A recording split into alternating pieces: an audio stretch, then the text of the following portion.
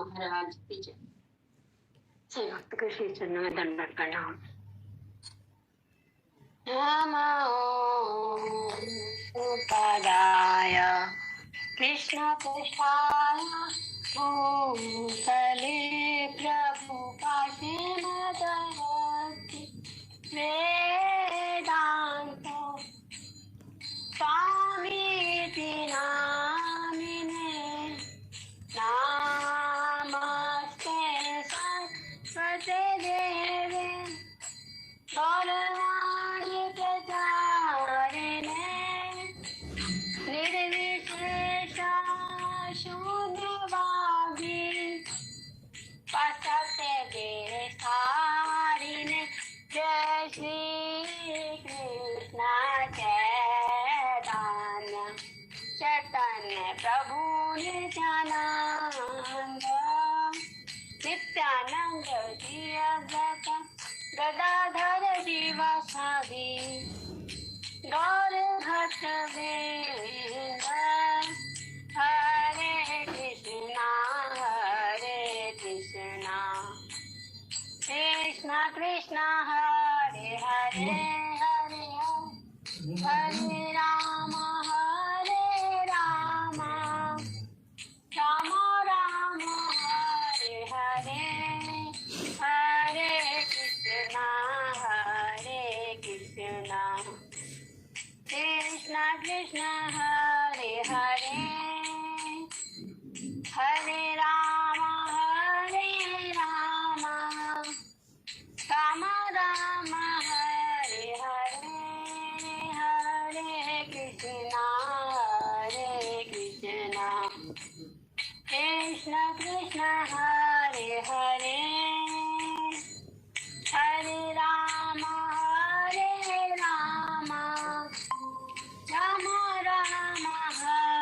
हरे हरे कृष्ण कृष्ण कृष्ण हरे हरे हरे राम राम हरे हरे कृष्ण कृष्ण कृष्ण हरे हरे हरे राम राम हरे हरे हरे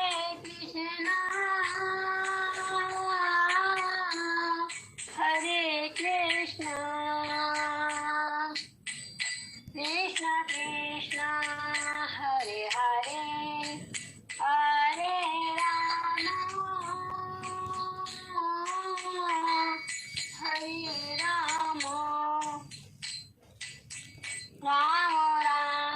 राम हरे हरे हरे कृष्ण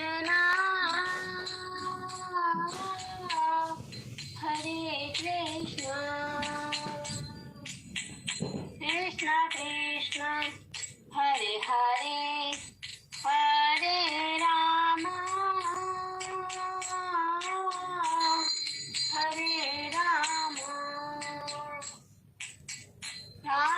राम हरे हरे हरे कृष्ण कृष्ण कृष्ण हरे हरे हरे राम राम हरे हरे कृष्ण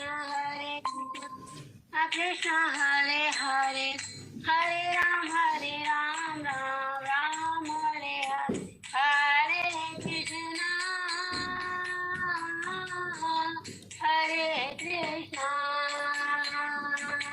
कृष्ण कृष्ण हरे हरे हरे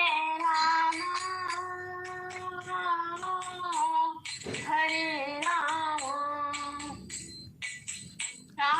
राम हरे हरे हरे कृष्ण कृष्ण कृष्ण हरे हरे हरे राम हरे हरे कृष्ण कृष्ण कृष्ण हरे हरे हरे राम राम हरे हरे कृष्ण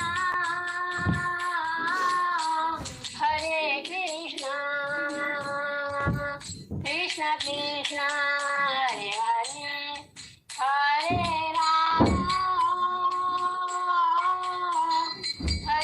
राम राम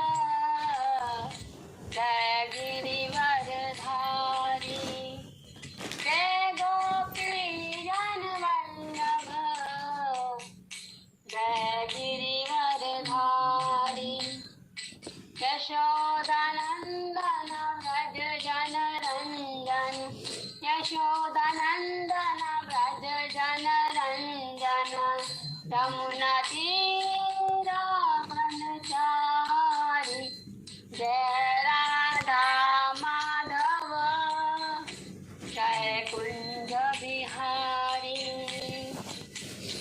जय राधा माधव जय कुंज बिहारी जय राधा माधव कुंज बिहारी जय राधा माधव कुंज बिहारी गोपी जन वल्लभ गिरिवरधारी गोपी जन वल्लभ गिरिवरधारी यशोदानंदन अज जन रंजन यशोदानंदन व्रज जन रंजन यशोदानंदन व्रज जन रंजन यमुना तीर वनचारी जय राधा माधव जय कुंज बिहारी जय राधा माधव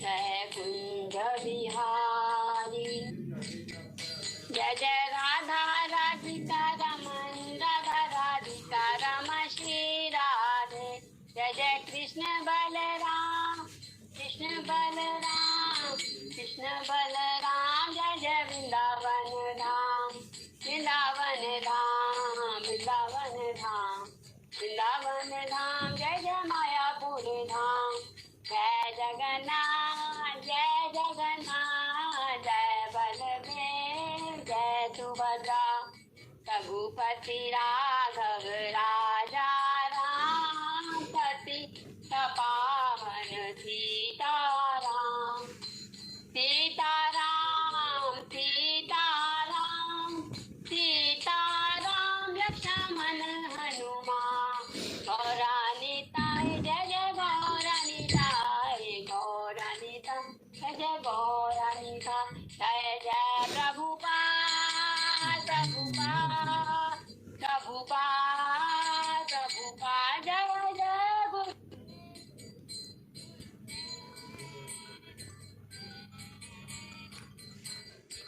और हरि बोल हरि बोल हरि बोल हरि जय गौर सभी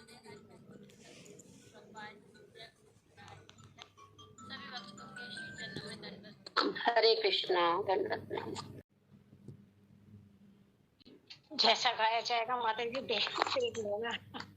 हाँ जी हरे जय जय गौरांगली ते हवे पुलक शरीर गौरांगली ते हवे पुलक शरीर हरि हरि बलि ते नैना बावे नीर हरि हरि बलि ते नैना बावे नीर आरि कबे निताई चांदे करुणा हई बे आरि कबे निताई चांदे करुणा हई बे संसारे वासना मोर कबे तुझ हवे संसारे वासना मोर कबे तुझ हवे विषया छाड़िया कबे शुद्ध हवे मान विषय छाड़िया कबे शुद्ध हवे मान कबे हम हेरेब श्री वृंदावन रूप रघुनाथ पदे हई बेअकुति रूप रघुनाथ पदे हई बाकुति कबे हम बुझब से युगल प्रीति कबे हम बुझब से युगल प्रीति रूप रघुनाथ पदे रहु मोरे आश रूप रघुनाथ पदे रहु मोरे आश प्रार्थना करे सदा नरोत्तम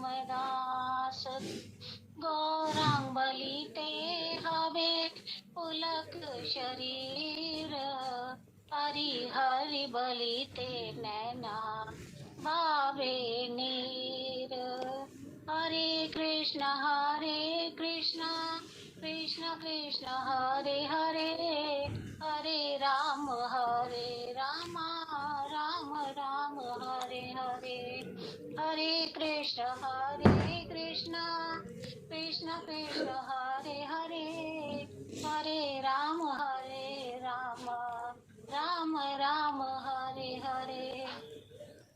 वह दिन कब आएगा कि केवल श्री गौरांग नाम के उच्चारण मात्र से मेरा शरीर रोमांचित हो उठेगा। कब हरि हरि के उच्चारण से मेरे नेत्रों में प्रेमाश्रु बह निकलेंगे। कब नित्यानंद प्रभु मुझ पर अपनी कृपा वर्षा करेंगे कि जिससे मेरी समस्त भौतिक भोग की इच्छाएं तुच्छ हो जाएंगी। कब मेरा मन भौतिक सुख के विषयों को त्याग कर निर्मल होगा। तब मैं श्री वृंदावन धाम का वास्तविक दर्शन कर पाऊंगा। श्री रूप रघुनाथ गोस्वामी शब्द गोस्वामी वृंद के चरण कमल के लिए कब मैं व्याकुल हो उठूंगा। कब मैं श्री श्री राधा कृष्ण के दिव्य प्रेम व्यापार को समझने में समर्थ हो सकूंगा। श्री नरोत्तम दास ठाकुर सदा यही प्रार्थना करते हैं, श्री रूप गोस्वामी श्री रघुनाथ दास गोस्वामी के चरणों में मेरी आशा सदा बनी रहे। हरे कृष्ण। तो हरे कृष्ण माता जी। हाँ जी, हरे कृष्ण। कल के जो डाउट्स है ना माता जी 12:45 के अराउंड ज्वाइन करेंगी, तब हम कर लेंगे। मैम माता जी ने कहा है। किसी ने शिव जी के बारे में आज लेक्चर सुना है कोई? हरे कृष्णा, किसी ने सुना है? माता जी मैं बताऊं थोड़ा बहुत? हाँ प्लीज प्लीज माता जी प्लीज बताइए। क्योंकि कल जैसे शाम को मैं डेली मंदिर जाती हूँ ना, तो वहाँ पे वो पंडित जी बता रहे थे, तो मैंने उसमें से ना थोड़ा बहुत जैसे नोट किया है। प्लीज माता जी बताइए। वेरी गुड, बताइए। सादर प्रणाम सभी को, सादर प्रणाम। सादर प्रणाम। हरे कृष्णा। भारतीय अध्यात्म के त्रिवेदों में भगवान शिव भी एक है। जहाँ सृष्टि की उत्पत्ति का कार्य ब्रह्मा जी द्वारा संचालित होता है और विष्णु पालन पोषण करते हैं, वहीं संहार का काम शिव जी देखते हैं। समस्त देवताओं में ऐसा कहा जाता है कि सबसे जल्दी प्रसन्न होने वाले देवता शिव जी भगवान हैं, इसीलिए उनका नाम आशुतोष भी है। शिव जी त्याग, सादगी, सरलता के स्वरूप हैं। अन्य देवताओं ने जिसे तुच्छ अथवा असुविधाजनक मानकर अस्वीकार कर दिया, शिव जी उसी को परम प्रसन्न भाव से अपना लेते हैं। समस्त देवताओं में कहा जाता है कि शिव जी सबसे जल्दी प्रसन्न होने वाले हैं, इसीलिए इनको आशुतोष भी कहते हैं। अन्य देवता रम्य पुरियों में वैभव विलास, इनमें बड़े बड़े भवनों में निवास करते हैं, रक्तांबर धारण करते हैं। उनके आभूषण, पात्र, गृह सज्जा, वैभव, भौतिक सुख सुविधा बहुत होती है, परंतु शिव जी को इन बातों से कोई लेना देना नहीं होता, इसीलिए उन्हें भोलेनाथ भी कहते हैं।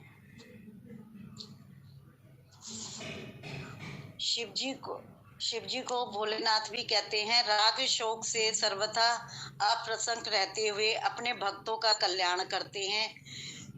जैसे महादानी और कृपालु देवता अन्य कौन है। उदारता की सजीव प्रतिमा शिव जी त्रिकाल में, त्रिभुवन में देवादेव, सृष्टि के अंतिम संहार के निमायक और अखिल विश्व ब्रह्मांड के प्रशासक है। शिव जी को अर्धनारीश्वरी के रूप में भी जानते हैं। सृष्टि प्रारंभ के समय ब्रह्मा जी द्वारा रचाई गई मानसिक सृष्टि विस्तार न कर पाए ब्रह्मा जी, तो उन्होंने तब ब्रह्मा जी को बहुत दुख हुआ। फिर उसी समय आकाशवाणी हुई कि तुम मैथिनी द्वारा सृष्टि करो। आकाशवाणी सुनकर ब्रह्मा जी ने मैथिनी सृष्टि रचने का निश्चय तो कर लिया, किंतु उस समय तक नारियों की कोई उत्पत्ति होने का कोई कारण ना था और ना ही वो इसमें सफल हो पा रहे थे। तब ब्रह्मा जी ने सोचा कि परमेश्वर शिव जी की कृपा के बिना यह मैथिनी कार्य संपन्न नहीं हो सकता।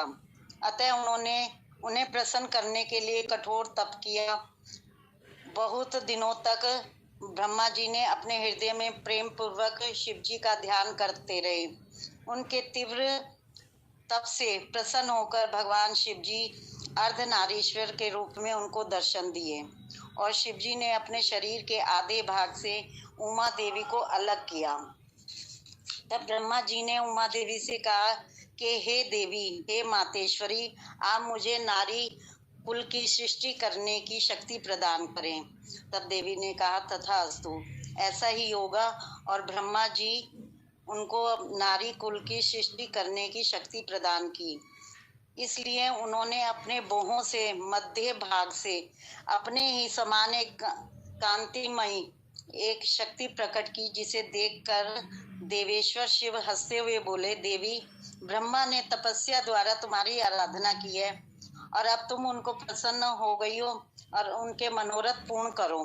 परमेश्वर शिव जी की इस आज्ञा को शिरोधार्य करके वो मायावी शक्ति जो उन्होंने निकाली थी अपनी बाहों से, ब्रह्मा जी के प्रार्थना के अनुसार दक्ष की पुत्री का रूप ग्रहण कर लिया।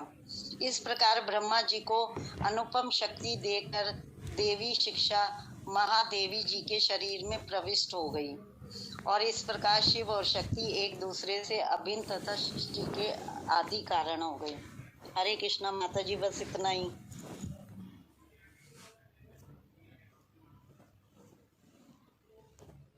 सबसे अग्रणी है, अग्रणी मतलब सबसे पहले वैष्णव या सबसे बड़े वैष्णव कह सकते हैं। वैष्णवानाम यथा शंभु। प्रत्येक वैष्णव को भगवान शिव के गुणों और महिमा का ध्यान करके और निरंतर हरि नाम का जप करके शिवरात्रि उत्सव मनाना चाहिए। भगवान शिव ने हलाल विष पिया और उन पर उसका कोई प्रभाव नहीं पड़ा, क्योंकि उनकी जीवा में सदैव हरिनाम अमृत का पान करती रहती है। वैष्णव इस दिन शिव जी की आराधना भगवान कृष्ण की कृपा आशीर्वाद प्राप्त करने के लिए करते हैं, ना कि कुछ भौतिक लाभ के लिए। अब हर कोई, जैसे पहले हम नहीं जुड़े थे स्कॉन से, तो शिव जी और मंडे के पास सब कहते हैं ना कि रखो तो अच्छा वर प्राप्त होगा। तो ये है कि भगवान शिव है वो बहुत जल्दी प्रसन्न हो जाते हैं हमारी भौतिक दृष्टि से भी अगर देखा जाए तो। लेकिन हमें वही, अगर हम उनसे भगवान की भक्ति मांगेंगे ना, तो वो भी हमें वो बहुत ही जल्दी दे देंगे, क्योंकि वो स्वयं सबसे वैष्णव है। ठीक है, अब एक कोई मंगलाचरण कीजिए। माता जी से बात हो गई, अभी वो ज्वाइन करेंगे। कौन करा रहा है? हरे कृष्ण माता जी, कोटि कोटि प्रणाम। सभी को कोटि कोटि प्रणाम। कृष्ण गोपाल जी की जय। ओम अज्ञानतिमिरान्धस्य ज्ञानाञ्जन शलाकया चक्षुरुन्मिलितं येन तस्मै श्री गुरुवे नमः। श्री चैतन्य मनोभीष्टं स्थापितं येन भूतले स्वयं कदा मह्यं ददाति स्वपदान्तिकं। वन्देऽहं श्री गुरु श्री उतापदकमलं श्री गुरुन् वैष्णवञ्च श्री रूपं सागरजातं सहगण रघुनाथं तं तं सजीवं सावधूतं सावधितं कृष्ण चैतन्य देवं श्री राधा कृष्ण पादान सहगण ललिता श्री विशाखा वितांसे। हे कृष्ण करुणा सिंधु दीनबंधु जगतपते गोपिका कांत राधा कांत नमस्ते। गौरांगी श्री राधे वृंदावनेश्वरी वृषभानुसुते देवी प्रणमामि।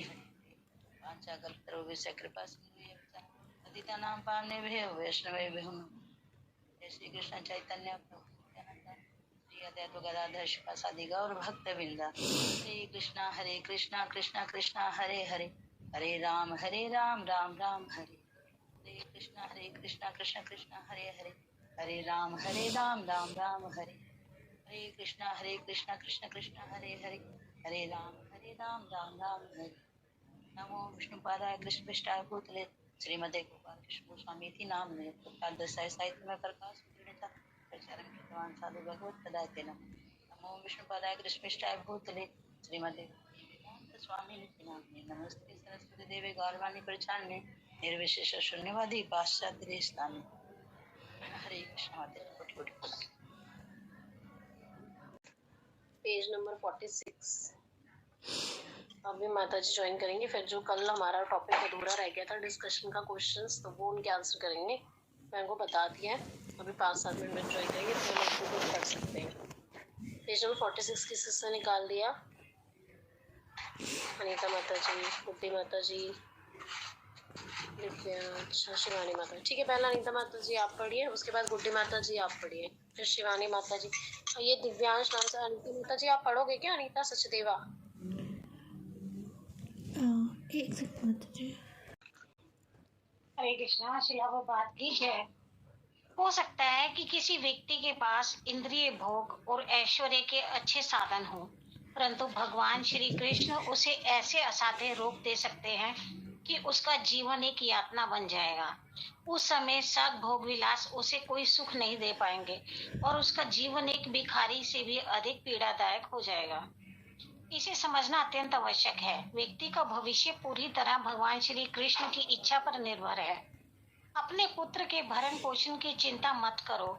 मैं तुम्हें विश्वास दिलाता हूँ कि श्री कृष्ण उसका ध्यान रखेंगे। तुम एक अच्छी माता तथा पतिव्रता पत्नी हो। अकारक चिंता क्यों करती हो? निमाई को आगे अध्ययन करने की आवश्यकता नहीं है। उसे घर पर ही अनपढ़ रहने दो। हरे कृष्ण माता जी, किस के बीच बातचीत चल रही है ये? हाँ, ये जैसे था कि वो उसकी पढ़ाई के लिए था विश्व भर की, तो उनकी जगन्नाथ जी कह रहे थे कि इसकी पढ़ाई छुड़वा देते हैं कि कहीं ऐसा ना हो कि अगर ये पढ़ लिख जाए तो ये भी हमें छोड़कर चला जाए, जैसे वो विशंबर गए थे। तो उसके लिए बता रहे होंगे। और जहां तक अभी मैंने पढ़ा है, इसमें यही बताया है कि लोग व्यक्ति जैसे इंद्रिय भोग और ऐश्वर्य के में लगे रहते हैं, तो कहते हैं कि कई बार ऐसा होता है कि भगवान ऐसे असाध्य रोग दे देते हैं कि उनका जीवन जो है यातना बन जाता है और भोग विलास भी उनको कोई सुख नहीं दे पाते। और दूसरा इसमें बताया कि एक मिनट, कि भरण पोषण के लिए जैसे इंसान अपने बच्चे को पढ़ाने के लिए उसका भरण पोषण की चिंता करता है कि पैसे कमाने हैं या करना है, तो ये भी मैंने सुना था किसी लेक्चर के अंदर है कि माँ बाप धन बच्चों के लिए धन इकट्ठा करते हैं। अगर वो बेकार है करना, कि जैसे अगर बच्चा सपूत है तो वो अपने आप ही कमा लेगा, और अगर कपूत है तो उसने वैसे भी बर्बाद कर देना है। तो इससे अच्छा यही है कि हम कृष्ण भक्ति में ही लगे रहे। मन में दृढ़ निश्चय करके जगन्नाथ मिश्र ने अपने पुत्र को बुलाया और कहा, निमाई, आज मैं तेरी पढ़ाई लिखाई से छुट्टी, जो तेरे मन में आए वह कर। पुस्तकों के अतिरिक्त यदि तुझे कुछ चाहिए तो मैं ला दूंगा, बस घर में सुख से रह। ये कहकर जगन्नाथ मिश्र अपने कुछ कार्य करने के लिए घर से बाहर चले गए। समस्त धर्म ज्ञान के आगार भगवान ने अपने पिता की आज्ञा का पालन किया और पाठशाला जाना बंद कर दिया, परंतु अत्यधिक निराश होने के कारण वह फिर से चंचल बन गया और अपनी उम्र के अन्य बालकों के साथ मिलकर पुनः पुरानी शरारतें आरंभ कर दी। चाहे घर हो या पास पड़ोस, निमाई के हाथों में जो कुछ लगता था वह उसे तोड़कर या बिखरा देता। अंधेरा होने के बाद भी वह घर से बाहर ही रहता था। अपने ऊपर कंबल डालकर निमाई और उसके कुछ मित्र बैल जैसे बन जाते और पड़ोसी के पिछवाड़े में बने बगीचों में घुसपैठ करने लगते। दिन के समय वे किसी केले की अच्छी खेती को अपना निशाना बना लेते और रात होते ही बैलों के वेश में उसे लूट कर उजाड़ देते।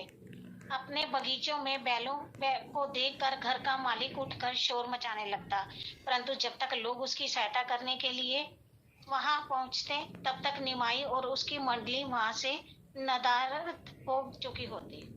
अब इसमें बताया कि उसके पिता ने उनको बोला है कि आज से तुम्हारी पढ़ाई लिखाई की छुट्टी, अपना घर में रहो और जो चीज तुम्हें चाहिए वो मैं ला कर दूंगा, बस घर में सुख से रहो। और उन्होंने भी अपने पिता की आज्ञा का पालन किया, लेकिन पाठशाला जाना बंद कर दिया उन्होंने। पर वो फिर से पहले की तरह ही चंचल बन गए थे और शरारतें करने लगे। जो कुछ भी उनके हाथ लगता था उसे तोड़ ताड़ देते, और यहाँ तक कि अपने मित्रों के साथ मिलकर लोगों पड़ोसियों के बगीचों में घुस जाते और वहाँ केले की खेती उनको अच्छी लगती, वहां पर अपना निशाना लगाते। और जब वहाँ मालिक जो है शोर मचाने लगता तो तब तक वो अपने मित्रों के साथ वहां से भाग जाते। हरे कृष्णा माता जी। माता जी, उन्होंने वही बोला कि बुक्स छोड़ के जो कुछ भी कहोगे ना वो सब ला के दूंगा, और बुक्स मत मंगवाना मेरे से। पढ़ने का कोई प्रयास नहीं, खेलो कूदो जो मर्जी करो। वो सिर्फ इसमें क्या है माता जी, स्वार्थ, कि हमारा बच्चा हमारे पास ही रहे और कहीं ना जाए, तो चाहे उसकी पढ़ाई भी छुड़वानी पड़े तो वो भी उन्हें मंजूर थी। हाँ जी, नेक्स्ट किसने पढ़ना था? गुड्डी माता जी आप पढ़िए। हरे कृष्णा। श्रील प्रभुपाद जी की जय। कई बार निमाई और उनके मित्र लोगों के घरों को बाहर से बंद कर देते। अगले दिन प्रातः जब वे लोग शौचालय जाने के लिए दरवाजे खोलने का प्रयास करते तो अंदर ही बंद हो जाते। लोगों को इस प्रकार चिल्लाते चीखते देख वे सब मजे लेते और वहां से भाग जाते। इस प्रकार वैकुंठपति और उनके मित्र दिन रात शरारतें करते। दिसंबर की इन शरारतों की कोई सीमा नहीं थी, परंतु उनके पिता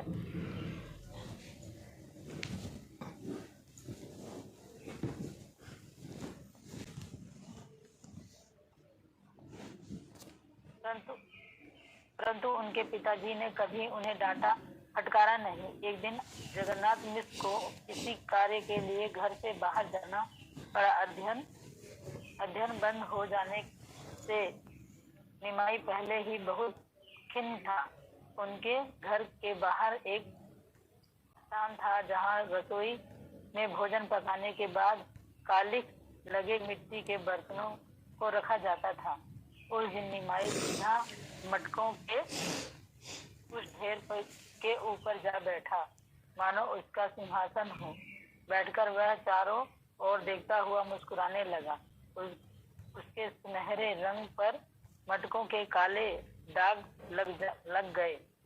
वह ऐसा दिख रहा था मानो किसी ने सुनहरी गुड़िया पर चंदन और अंगूर का लेप लगाया हो। निमाई के कुछ मित्र दौड़े दौड़े सती माता के पास गए और कहा, माता जी, आपका पुत्र बाहर उन गंदे मटकों के ऊपर बैठा हुआ है। सती माता तुरंत घर से बाहर आई और निमाई को वहां बैठा देखकर भौचक्की रह गई।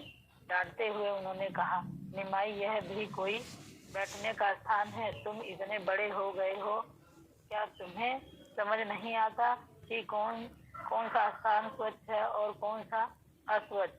तुम जानते हो ना कि इन गंदे मटकों को छूने के बाद स्नान करना पड़ता है। निमाई ने भी तुरंत उत्तर दिया, यदि तुम लोग मुझे पढ़ने नहीं दोगे तो मुझे कैसे ज्ञान होगा कि क्या स्वच्छ है और क्या अस्वच्छ? मेरी दृष्टि अच्छे बुरे के द्वंद से परे है और मुझे सब कुछ एक ही दिखाई देता है। यह कहकर निमाई मुस्कुराने लगा और अपने अवतार त्रिपुत्र भगवान दत्तात्रेय का भाव प्रकट करने लगा। भगवान के आगे कहा, हे माता, तुम्हारी बुद्धि भी कितनी बचकानी है। मैं जहाँ कहीं भी होता हूँ वह स्थान परम पावन बन जाता है। प्रस्तुत गंगा देवी एवं अन्य सभी तीर्थ मेरे भीतर ही निवास करते हैं। किसी वस्तु का अच्छा और हर एक। माता जी, क्या समझा आपने, बताइए।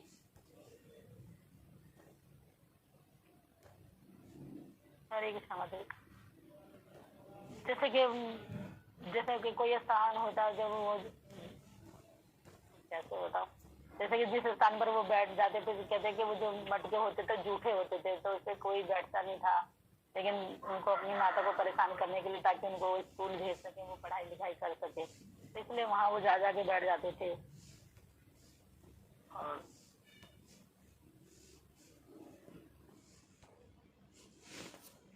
हरे कृष्णा माता जी।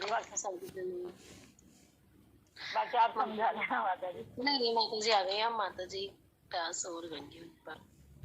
हरे कृष्णा, शिला प्रभुपाद की जय। हरे कृष्णा माता जी। कोटि कोटि हरे कृष्णा माता जी। हरे कृष्णा माता जी। नाम सॉरी माता जी। ये अच्छा है माता जी, लेकिन ना अधूरापन है, क्योंकि माता जी जो कल हमने पढ़ा था ना, वही अभी तक ना काफी मतलब भक्तों के मन में बहुत डाउट्स है माता जी। एक तो विश्व रूप जी के लिए है।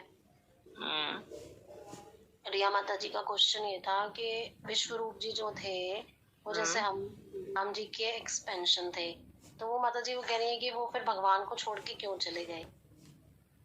जैसे वो भगवान की इच्छा थी ना, भगवान की इच्छा होती है तो भक्त भगवान की इच्छा के लिए ही सब कुछ करते हैं, क्योंकि सबका कार्य क्या है? भगवान की लीला में सहयोग करना। ये बहुत बारीक होता है, इसको हम समझ नहीं सकते। जैसे भरत जी हैं, क्या कह रहे हैं कि अगर आप वापस नहीं चलोगे तो मैं यहीं अन्न जल छोड़ के समाधि लगा के प्राण छोड़ूंगा। तो भगवान राम कह रहे हैं कि ठीक है, तुम जैसा कहोगे मैं वैसा ही करूंगा, बस इतना बताओ कि तुम अपनी प्रसन्नता चाहते हो कि मेरी प्रसन्नता।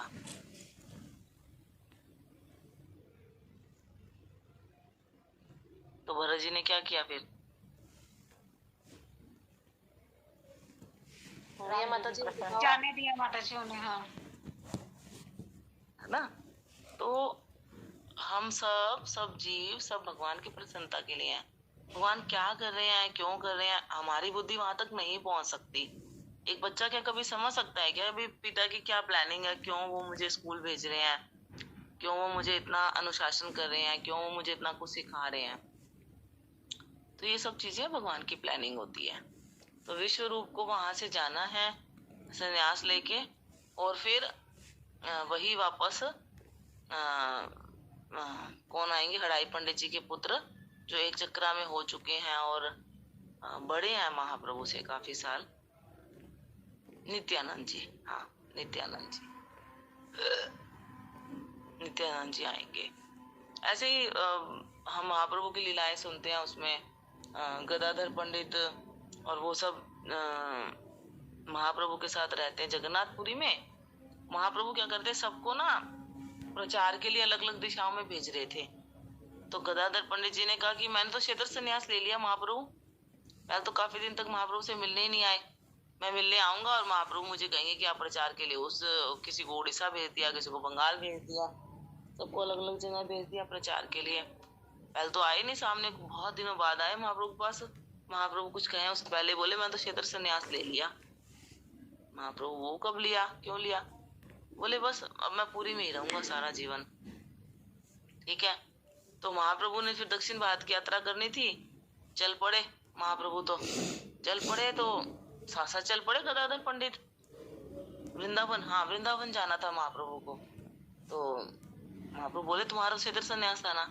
बोले मेरा क्षेत्र संन्यास ये नहीं था कि मैं पूरी में रहूंगा हमेशा, मेरा क्षेत्र संन्यास तो आपके चरणों के साथ साथ है, जहां आप रहोगे वहां मैं रहूंगा, ये क्षेत्र संन्यास मेरा। महाप्रभु बोले कि नहीं, अगर आपने क्षेत्र संन्यास पूरी का लिया है तो आप उसको निभाओ।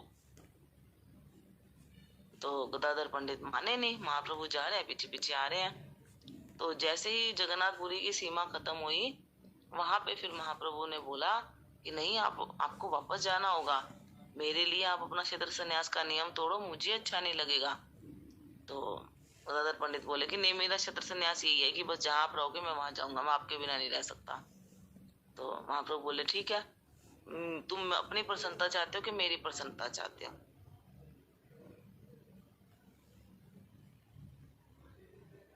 तो गदाधर पंडित इतना रोए, तुरंत बेहोश हो गए वो। जैसे वो बेहोश हुए, महाप्रभु चले गए।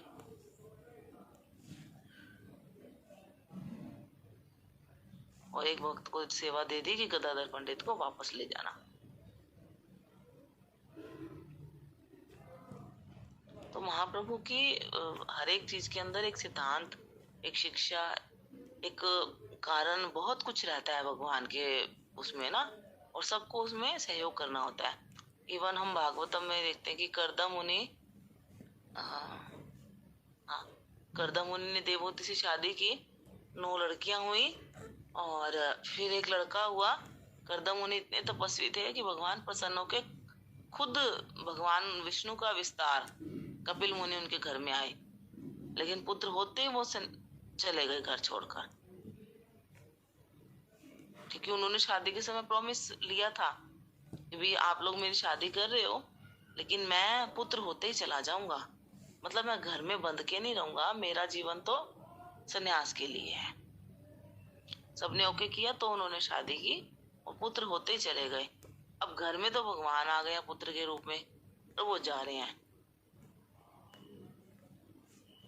तो वहां भी बड़ा अजीब लगता है भागवतम के अंदर, कितने मतलब साल और महीने लग जाते हैं हमें ये समझने में कि भगवान की क्या लीला है और भगवान की सेवा के लिए ही सब कुछ है। ठीक है, हम आगे बढ़ते हैं। बड़ा स्लो और लंबा आंसर हो गया। नेक्स्ट माता क्वेश्चन जी। क्या था? अच्छा माता जी, हाँ नेक्स्ट क्वेश्चन ये था माता जी कि सन्यासी जीवन ज्यादा सफल है या ज्यादा अच्छा है एज कंपैरेटिवली जैसे हम गृहस्थ हैं? तो माता जी मैंने तो यही सोचा कि चेतना मोस्ट इम्पोर्टेंट है, गृहस्थ और सन्यासी जीवन से नहीं है, क्योंकि माता जी दोनों चीजें पैरेलली जरूरी भी हैं। तो माता जी ये डिस्कशन में माता जी कोई निष्कर्ष नहीं निकला।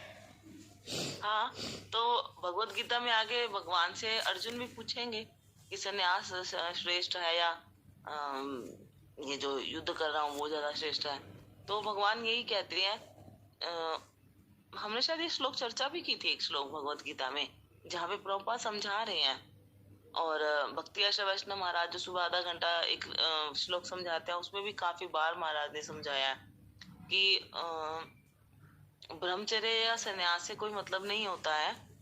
अभी तो संडे, हाँ संडे को उनके क्वेश्चन आंसर सेशन था, उसमें भी किसी ने पूछा, एक यूथ के बच्चे ने महाराज से पूछा कि महाराज मेरे लिए क्या ठीक रहेगा।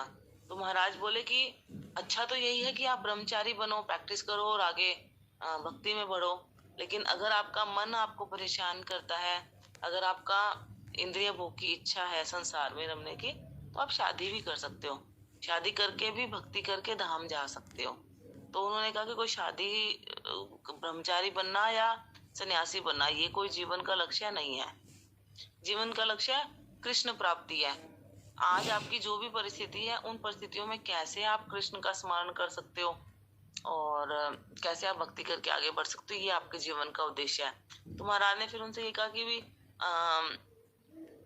आप मान लो शादी ना करो, ठीक है, और 2-5 साल बाद भी आपका मन यूं परेशान करे, फिर शादी की उम्र निकल जाए, दिक्कत होगी आपको।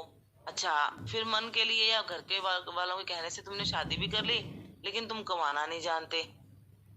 क्योंकि ब्रह्मचारी अगर मान लो 24 घंटे भगवान की सेवा का कार्य करता है, तो हो सकता है कि उसको बाहर जॉब वॉब के और जो चीजें हैं उसके लिए उसके वो ना रहे। तो बोले फिर तो वो पीटेगी, तुमने शादी की है, गृहस्थी बढ़ाई है, तो अब जिम्मेवारी भी संभालो। तो बोले अगर मन परेशान करता है तो शादी करो, लेकिन पहले तुम सेल्फ स्टैंड बनो। ये नहीं कि भी शादी भी कर ली और तुम कमा भी नहीं रहे, तो वो आगे पीछे परिवार तुम्हारा परेशान होगा। हिज होलीनेस हल्दर महाराज जी का जो आज एक लेक्चर मैंने सबको भेजा है, वो भी सुनना, उसमें भी और क्लियर होगा ये पॉइंट ना। अच्छा, अब आप लोग कहते हो कि जैसे हमने हाँ ये पॉइंट भी चर्चा किया था कि जो इमेच्योर स्टेज में संन्यास ले लेता है, फिर उसका मन उत्पात मचाता है। हमारे सामने बहुत सारे उदाहरण है कि कई लोग क्या होते हैं, अपनी परिस्थितियों से, आसपास के लोगों से परेशान हो जाते हैं, या फिर अपने मन से परेशान हो जाते हैं कि हाँ मैं जीवन में दुखी हूँ, संन्यास ले लेता हूँ। मान लो घर बार छोड़ भी देते हैं, वो आगे बढ़ जाते हैं, है ना। 2-4 साल तो बिल्कुल फ्री घूमते हैं, उन्हें अच्छा लगता है कि हाँ मैं कोई बंधन में नहीं हूँ। आप सभी ना सोचने की कोशिश करो कि हाँ हम बहुत परेशान है जिम्मेवारियों में, तो अच्छा लगेगा। लेकिन पहली परिस्थिति में कुछ सुख भी तो थे जो अब यहाँ नहीं होंगे, तो फिर क्या होगा? उन सुखों की भी तो आदत पड़ गई थी या नहीं? तो भगवान ने इस संसार को बनाया ही ऐसा है कि हर व्यक्ति के जीवन में कुछ सुख है और कुछ दुख है। कहीं भी आप परिस्थिति में चले जाए, मन तो फिर भी परेशान करेगा ना। मन तो फिर भी ये कहेगा ना कि अरे यार पहली परिस्थिति में ये चीज थी, अब यहाँ ये नहीं है, नहीं मैं उसके बिना तो रह नहीं सकता। तो इसके ढेरों एग्जाम्पल भरे पड़े हैं। तो वो कहते हैं कि आप जहाँ भी हो, जिन भी परिस्थितियों में हो, जो कुछ भी हो, उससे परिस्थितियां हमें दुखी नहीं कर रही, ना आसपास के लोग हमें दुखी कर रहे, इवन हमारे कर्मों के फल भी हमें दुखी नहीं करते। दुखी करता है हमें हमारा मन। उस मन को प्रशिक्षित करना है। वो मन जब बुद्धि भगवान भक्ति में स्ट्रोंग हो जाएगी, तब काबू में आएगा ये। और उसके लिए यही है चैंटिंग, हियरिंग, रीडिंग, भक्तों का संग, मंदिर जाना, भगवान के प्रैक्टिकल सेवाओं में लगना। जितना जितना हम करते चले जाएंगे, जितना जितना हम भक्तों का संग करेंगे, शुद्ध भक्तों की शरण, गुरु की शरण लेंगे, उतना जल्दी हमें सब कुछ क्लियर होगा। जी शिवानी माता जी। हरे कृष्ण माता जी, कोटि कोटि प्रणाम माता जी। माता जी बस यही, कल मैं भी मतलब यही जानना चाह रही थी कि मतलब संन्यास तो मन का ही होता है ना, हम इंद्रिय तृप्ति के लिए कार्य ना करके अपना कर्तव्य पालन करते रहे, तो संन्यास तो मन से ही होता है। हाँ, लेकिन जहाँ हम रहते हैं कलयुग में ना संन्यास वर्जित भी किया। क्यों किया शास्त्रों में कलयुग में संन्यास वर्जित? कुछ जैसे हम देखते हैं लोग ना संन्यास लेते हैं, उसके बाद क्या करते हैं, वहां जाके फिर उनको ना जो नेचर है, मान लो सतोगुण नेचर है, वहां पे वो परोपकार करने लग जाएंगे। परोपकार करेंगे, आसपास के कुछ परोपकारी लोग उनके साथ आगे जुड़ जाएंगे। हैं, वो जुड़ जाएंगे, फिर वो वहां मिलकर क्या करेंगे, धर्मशाला खोलेंगे, अंध विद्यालय खोलेंगे, गरीब लड़कियों की शादी करेंगे। तो वहां पर आकर उनको थोड़ा धन मिलेगा, पोस्ट पोजीशन, नेम फेम मिलेगा। अब वो वहां पर बैठकर क्या करने लगे, क्या करने लगे? माता जी फिर से भौतिक कार्यों में लग गए वो। हाँ, तो कहीं ना कहीं जो उनका स्वभाव था वो वही कार्य कहीं भी ढूंढ लेंगे। हाँ के ना? बच्चे को मान लो मिट्टी से खेलना अच्छा लगता है, आप किसी के घर जाओगे, जैसे ही वो गमले में मिट्टी देखेगा क्या करेगा? खेलने लगेगा माता जी मिट्टी के साथ। हाँ, तो यही हमारा होता है कि जो हमारे मन का स्वभाव है वो कहीं भी हम जाएं उससे रिलेटेड कुछ काम लग जाएंगे। लग गए, वहीं पोस्ट पोजीशन में अटैचमेंट हो गई। तो भाई तुम घर क्यों छोड़कर आए थे फिर, अगर तुमने यही व्यापार, यही चीजें सब कुछ करनी थी तो आप देखो ना, कई लोग संन्यास लेते हैं या पॉलिटिकल लीडर होते हैं, उसके बावजूद फिर वो वही करने लग जाते हैं, है ना। कोई कोई गुरु वगैरह भी ऐसे कार्य करने लग जाते हैं और फिर वो उसी में आसक्त हो जाते हैं, भक्ति और भक्ति का प्रचार छूट जाता है। इवन हम जड़ भरत की कहानी सुनते हैं, भी सब कुछ छोड़ दिया, बहुत अच्छी स्टेज पर उनकी भक्ति आ गई थी, लेकिन एक हिरन के बच्चे में आसक्ति हो गई, और जैसे जैसे आसक्ति बढ़ गई तो फिर भक्ति छूट गई। तो उस बच्चे में आसक्ति में उसकी चिंता करते करते शरीर छोड़ दिया, तो फिर वापस हिरन का जन्म हुआ। लेकिन क्योंकि भक्ति कर रखी थी, वो जन्मों जन्म साथ चलती है, तो हिरन के जन्म में भी उन्हें वैराग ही रहा, और फिर जल्दी से वो शरीर छोड़ के उन्होंने तीसरा जन्म जड़ भरत कर लिया। हल्दर महाराज बता रहे कि जड़ भरत भी बचपन से ही कुछ नहीं कर रहे। पिता कह रहे हैं कि तुम ब्राह्मणगिरी सीखो सो दैट कि तुम भरण पोषण कर सको अपना। तो उन्होंने मन में सोच रखा था, तो उन्होंने एक मंत्र भी नहीं सीखा जानबूझ के, इसलिए जड़ भरत कहलाए। तो हम देखते हैं भक्ति सिद्धांत महाराज के जीवन में बहुत बहुत हमने देखा था ना, बहुत ज्यादा वो थे, इंटेलिजेंट थे। तो किसी ने उनको बोला कि ना आप संस्कृत को तो बहुत जल्दी समझ के और विद्वान पंडित बन के और हेड बन जाओगे संस्कृत कॉलेज के, इस तरह से कुछ। उन्होंने उसी दिन से पढ़ाई छोड़ दी। बोले मेरा जीवन कोई संस्कृत का टीचर बनने थोड़ा ना आया हूं मैं इस संसार में। बोले मैं अच्छा पढ़ लूंगा, अच्छा मेरा फिर क्या होगा, एक उपाधि मिलेगी अच्छी, मेरे को वो पोस्ट पोजीशन देकर धन आने लग जाएगा। फिर पिता क्या कहेंगे, बेटा सेट हो गया तो अब क्या करना है, नेक्स्ट स्टेप क्या होता है? शादी। हाँ, बोले शादी करो। फिर शादी करो तो फिर वो उसकी जिम्मेवारियां पूरी करो, परिवार बढ़ाओ, फिर उसकी जिम्मेवारियां पूरी करो।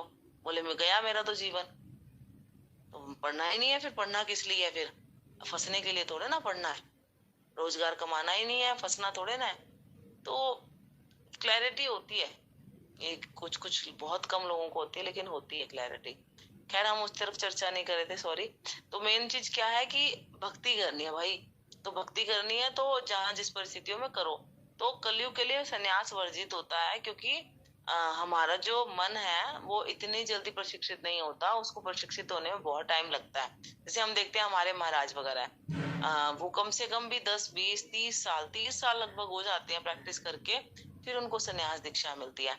अगर आप 30 साल तक फुल टाइम ज्वाइन करके 24 घंटे प्रभुपाद की सेवा का अभ्यास करोगे, तो कहीं ना कहीं आपका एक जो मन है उसको एक टेस्ट तो बैठ ही गया है, या नहीं? जी माता जी। तो फिर उसके बाद उनको संन्यास दिया जाता है, और उससे पहले जब तक वो संन्यास ना ले, ब्रह्मचारी जीवन में है, उनको छूट है कि वो कभी भी गुरु की आज्ञा लेकर शादी कर सकते हैं।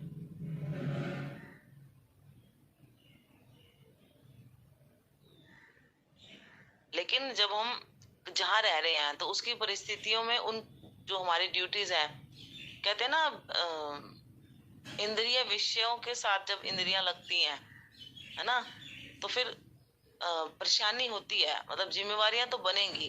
परिवार में जिसके 4 बच्चे हैं उसको ज्यादा कमाना होगा, जिसके परिवार में 1 बच्चा है उसको कम समय देना होगा, कम कमाना होगा। तो उस हिसाब से फर्क तो पड़ता है हर चीज का। घर में मान लो 3 जने हैं तो हमें खाना कितना बनाना है, और 6 जने होंगे तो खाना कितना बनाना है। आधा काम हो गया कि नहीं हुआ? खाना बनाने का, बर्तन करने का, सफाई करने का, कपड़े करने का। तो जैसे जहां पर हम हैं वो परिस्थितियां, इसलिए मतलब अपनी बुद्धि पे डिपेंड करेगा। ये तो जो हमने कर्म कर रखे हैं उसके हिसाब से ही हमें सब कुछ मिले हैं, संबंधी, परिवार, परिस्थितियां। तो फिर उस स्थिति में भगवान का आप कैसे स्मरण कर सकते हो, वो हमारे मन का स्ट्रगल है। उसमें हमें कर्तव्य बुद्धि से काम करने हैं बाहर के, और मन से स्मरण करते हुए आगे बढ़ना, तो भगवान सहायता करेंगे। हल्दर महाराज बहुत सुंदर बता रहे हैं आज के लेक्चर में कि जितना जितना हम भगवान को, गुरु की शरण लेंगे, उनका स्मरण करेंगे, भगवान हमारी सहायता करेंगे और हमारी ड्यूटीज को पूरा करवाते हुए भक्ति में दृढ़ भी करेंगे। तो भक्ति में दृढ़ होने का है बस मेन तो उद्देश्य, है ना। ठीक है, नेक्स्ट क्वेश्चन। या इसी क्वेश्चन में किसी का और कोई पॉइंट हो जो रह गया हो? जी रिया माता जी। हरे कृष्ण माता जी, सादर प्रणाम। माता जी, मेरा इसमें तो कोई क्वेश्चन नहीं है। जो कल की वार्ता थी वो तो सारी आपने अच्छे से हमें समझा दिया।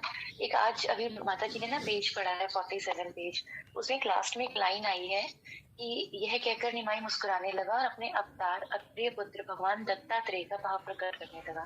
माता जी, ये मेरे को थोड़ा सा समझ में। हरे कृष्ण। हरे कृष्ण, हरे कृष्ण।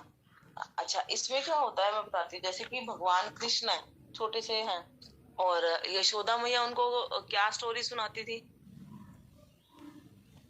माता जी रामायण। Very good. तो जहां पर यशोदा मैया ये कहती थी कि भी सीता माँ का अपहरण हो गया, तो कान्हा क्या कहते हैं? माता जी मेरा धनुष बाण लाओ। लक्ष्मण मेरा धनुष बाण लाओ। तो अब आप क्या समझे?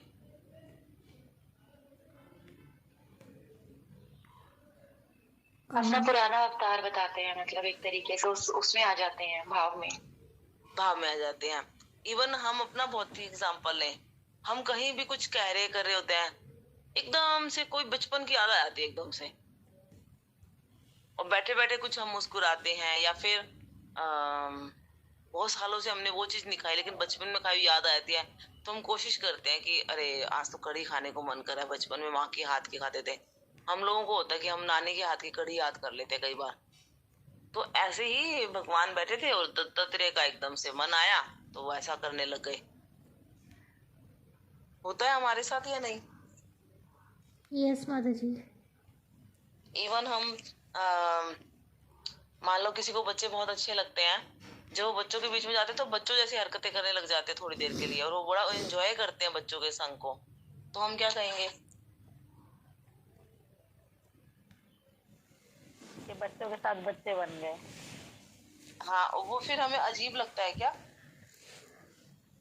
अजीब तब लगेगा जब वो अजीब तब लगेगा जब वो रोज ही बच्चों जैसी हरकतें करे, है ना। लेकिन वो कुछ स्पेशल अलग माहौल में थोड़ी देर के लिए एक बचपन की याद आ गई, तो वैसी एक एक्टिविटी उन्होंने की, थोड़ी देर बाद वो वापस नॉर्मल होकर जैसे वो बड़े हैं आज उस लाइफ में, उस मानसिक स्थिति में वापस आ गए, तो फिर हमें अजीब नहीं लगता, है ना। यस माता जी। ये माता जी। तो वो लाइन पढ़ो दोबारा फिर से, दत्तात्रेय जी वाली।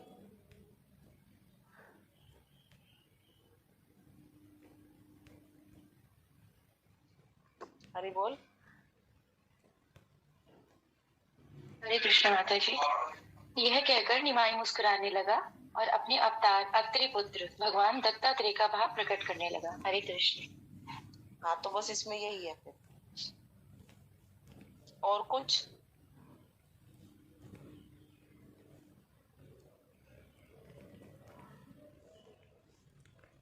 तो जब गीता जी पढ़े या फिर इसी को कंटिन्यू करें? आज क्या है, फ्राइडे है ना। हाँ, तो भागवत, ये चैतन्य भागवत कल पढ़ना आप लोग, है ना। कल हम गीता जी नहीं कर पाएंगे, और अभी हम थोड़ा सा गीता जी कर लेते हैं और शिव जी की ग्लोरीज करें क्या? तो यस बहुत माता सारी, जी। जी जी माता जी। क्योंकि शिव जी का एक टॉपिक हम छेड़ेंगे बहुत डिटेल में और बारीक बारीक बहुत सारी चीजें आएंगी।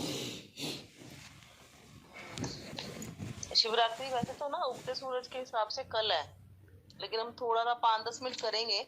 पहले हम 20 मिनट गीता जी कर लें, फिर करें 10 मिनट शिव जी की। यस यस माता जी।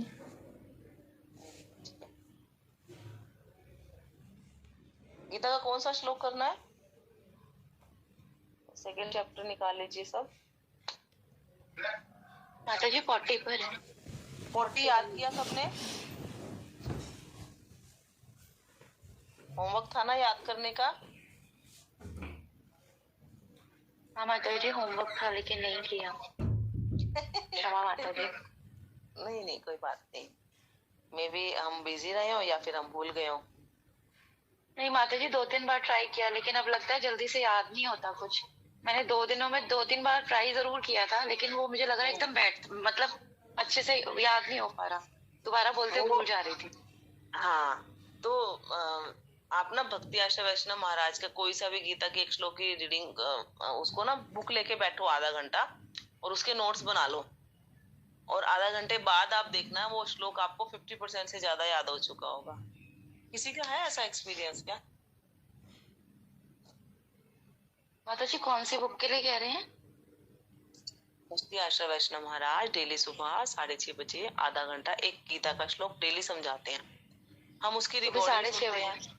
हाँ हम उसकी रिकॉर्डिंग सुनते हैं काम करते हुए, तो हमें नहीं पता लगेगा, लेकिन हम 6:30 बजे लाइव सुने, गीता जी लेके बैठे, अपने नोट्स लेके बैठे और पूरा सुनते हुए ध्यान से उसके नोट्स बनाए। 1 से 2, 2 से 3 क्लास बाद मतलब हम मैच कर पाएंगे कि महाराज की बात को हम ध्यान से सुन रहे हैं, ध्यान से नोट्स बना रहे हैं। फिर उसके बाद क्या होता है कि हमें महाराज के जो समझाने का बताने का तरीका इतना सुंदर है कि आधा आधा श्लोक तो ऐसे याद हो जाता है। इवन उसके बाद जब हम भगवत गीता भागवत में कुछ भी पढ़ रहे होते हैं तो आधा श्लोक तो हमें सिर्फ संस्कृत पढ़ने से समझ में आने लग जाता है। इंदु माता जी आप कुछ कह रहे हो? हाँ माता जी मैं कह रही थी कि श्लोक 40वां श्लोक पढ़ूं। 40वां श्लोक वैसे तो हमने कल कर लिया था डिस्कस। 41। हाँ पढ़ना 41 से है हमें, लेकिन एक बार मैं फिर प्रयास करती हूँ, सिर्फ 40वां श्लोक करते हैं, इसको याद करना फिर कल सब सुनाना, ठीक है? न एह अभिक्रम नाशो अस्ति। तो इसमें कौन सा एक वर्ड है जो हमें समझ आया आधी लाइन में?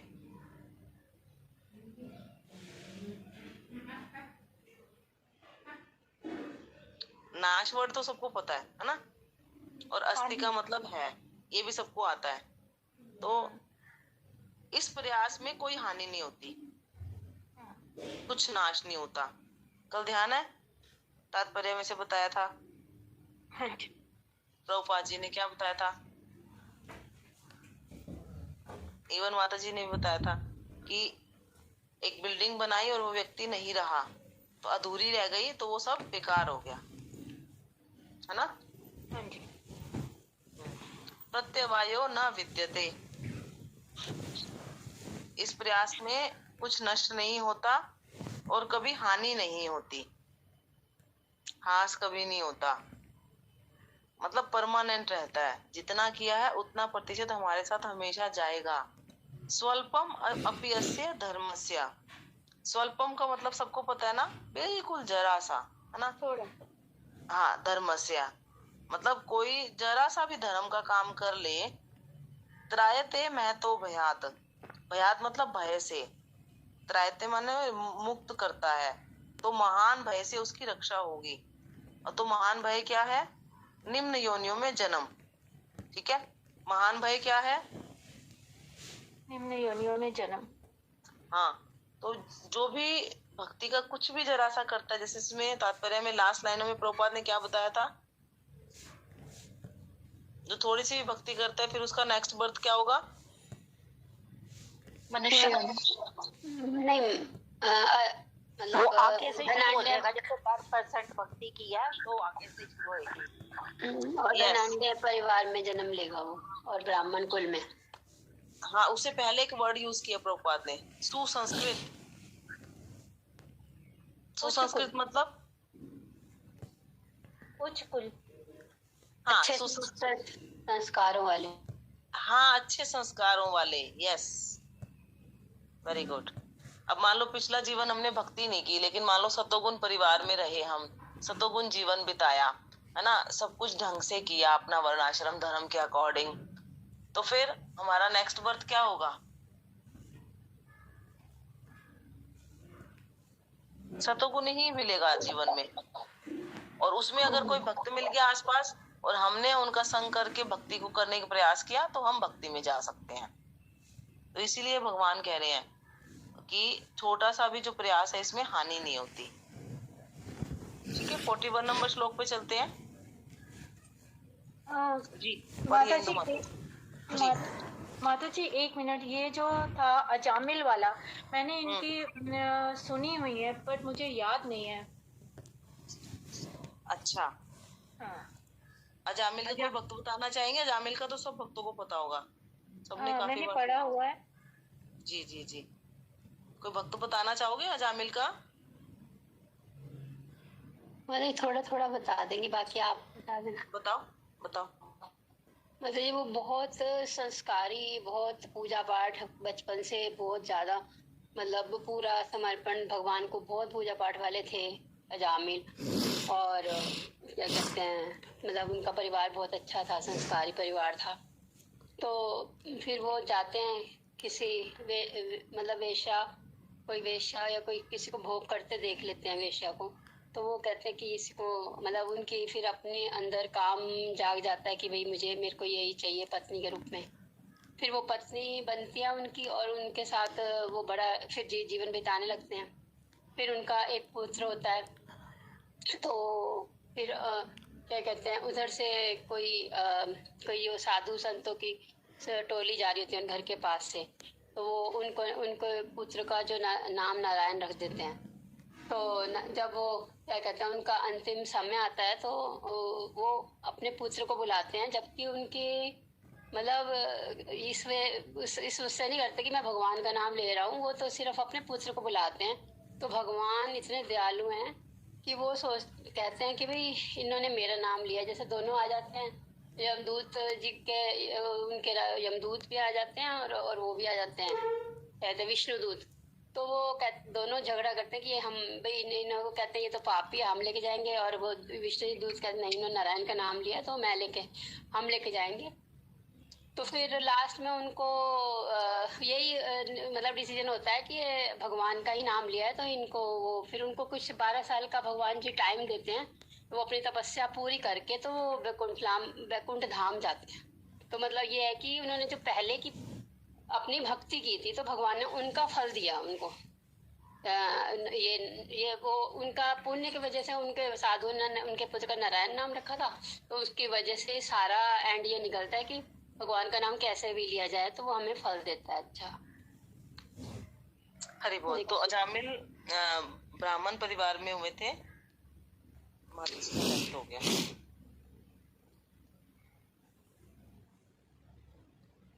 चलो हम नेक्स्ट श्लोक पढ़ लेते हैं। माता जी का अगर ज्वाइन होता है तो फिर हम उसको करेंगे थोड़ा सा और। कौन पढ़ेंगे श्लोक? 41 नंबर श्लोक, 2nd चैप्टर। जिन्होंने आज पार्टिसिपेट नहीं किया, वंदना माता जी पढ़ो। हरे कृष्णा माता जी। व्यवसायत्मकता बुद्धि रेखे कुरुनंदन बहुशाखा फलांताक्ष भूत यो अव्यवसायी नाम। जो इस मार्ग पर चलते हैं वे प्रयोजन में दृढ़ रहते हैं और उनका लक्ष्य भी एक होता है। हे कुरुनंदन, जो दृढ़ प्रतिज्ञ नहीं है उनकी बुद्धि अनेक शाखाओं में विभक्त रहती है। प्रभुपाद जी द्वारा तात्पर्य, यह दृढ़ श्रद्धा की कृष्ण भावनामृत द्वारा मनुष्य जीवन की सर्वोच्च सिद्धि प्राप्त कर सकेगा।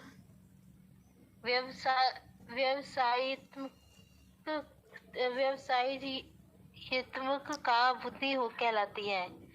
चैतन्य चरितामृत में मध्य 22.62 कहा गया है कि श्रद्धा शब्दे विश्वास कहे सुदृढ़ निश्चय, कृष्ण भक्ति कैले सर्व कर्म कृत है। श्रद्धा का अर्थ है किसी अलौकिक वस्तु में अटूट विश्वास। जब कोई कृष्ण भावामृत में के कार्यों में लगा होता है तो उसे परिवार, मानवता, राष्ट्रीयता में बंध कर कार्य करने की आवश्यकता नहीं होती। पूर्व में किए गए शुभ और अशुभ कर्मों के फल ही उससे सकाम कार्यों में लगाते हैं। जब कोई कृष्ण भावामृत में संलग्न हो तो उसे अपने कार्यों के शुभ फल के लिए प्रयत्नशील रहना चाहिए। जब कोई कृष्ण भावनामृत में लीन होता है तो उसके सारे कार्य आध्यात्मिक धरातल पर होते हैं, क्योंकि उनमें अच्छे तथा बुरे का द्वैत नहीं रह जाता। कृष्ण भावामृत में सर्वोच्च स्थिति देहात्म बुद्धि का त्याग है। कृष्ण भावामृत की प्रगति के साथ क्रमशः यह अवस्था स्वतः प्राप्त हो जाती है। कृष्ण भावामृत का मतलब यह है कि जैसे भगवान ही हमें श्री कृष्ण ही हमें अपने हिसाब से, जैसे जो अगर हम अच्छा काम कर रहे हैं तो भी वो कृष्ण के लिए कर रहे हैं, कृष्ण की प्रसन्नता के लिए कर रहे हैं, बुरा कर रहे हैं तो भी कृष्ण की प्रसन्नता के लिए कर रहे हैं। लोगों को लगता है बुरा है, लेकिन वो होता भगवान के ही किसी अच्छे कार्य के लिए ही होता है। भगवान ने ही के उस प्रेरणा से ही हो रहा होता है वो काम। तो वो भगवान की प्रेरणा से जो काम हम करेंगे वो अपने देह के हिसाब से भी नहीं करेंगे, वो अपनी आत्मा के हिसाब से करेंगे। जैसे हमारे आत्मा जैसे जो अच्छा बुरा काम जो ईश्वर करवाएंगे हम वैसे ही करेंगे। शुभ अशुभ कर्मों के फल वो सभी सकाम कर्मों में जो सब लगते जाएंगे वो सिर्फ कृष्ण के लिए, प्रसन्नता के लिए ही होंगे। कृष्ण भावना भावित व्यक्ति का दृढ़ निश्चय ज्ञान पर आधारित है। वासुदेवम सर्वम इति स महात्मा सुदुर्लभ, अर्थात श्री कृष्ण भावना भावित व्यक्ति अत्यंत दुर्लभ जीव है, जो बड़ी भांति जानता है कि वासुदेव या कृष्ण समस्त प्रकट कारणों के मूल कारण है। जिस प्रकार वृक्ष की जड़ सींचने पर स्वतः ही पत्तियों और टहनियों में जल पहुंच जाता है, उसी प्रकार कृष्ण भावना भावित होने पर मनुष्य प्रत्येक प्राणी की अर्थात अपनी, परिवार की, समाज की, मानवता की सर्वोच्च सेवा कर सकता है। यदि मनुष्य के कर्मों में से कृष्ण प्रसन्न हो जाए तो प्रत्येक व्यक्ति संतुष्ट हो जाता है। मतलब वो ये कहना चाहते हैं कि पहले तो ऐसा व्यक्ति कोई बहुत ही विरला होता है इस संसार में, लेकिन अगर कोई ऐसा व्यक्ति आ जाए तो अगर और कृष्ण उसकी चेष्टाओं से प्रसन्न हो जाते हैं तो वो अपने साथ साथ अपनी परिवार की, समाज की और मतलब उनके आसपास जितने भी लोग कांटेक्ट में आते हैं सभी को वो कृष्ण एक तरह से वो उनकी भी सर्वोच्च सेवा करता है मानवता की। और भगवान कर्मों से कृष्ण प्रसन्न हो जाए तो प्रत्येक व्यक्ति संतुष्ट हो जाता है, हर व्यक्ति संतुष्ट हो जाता है।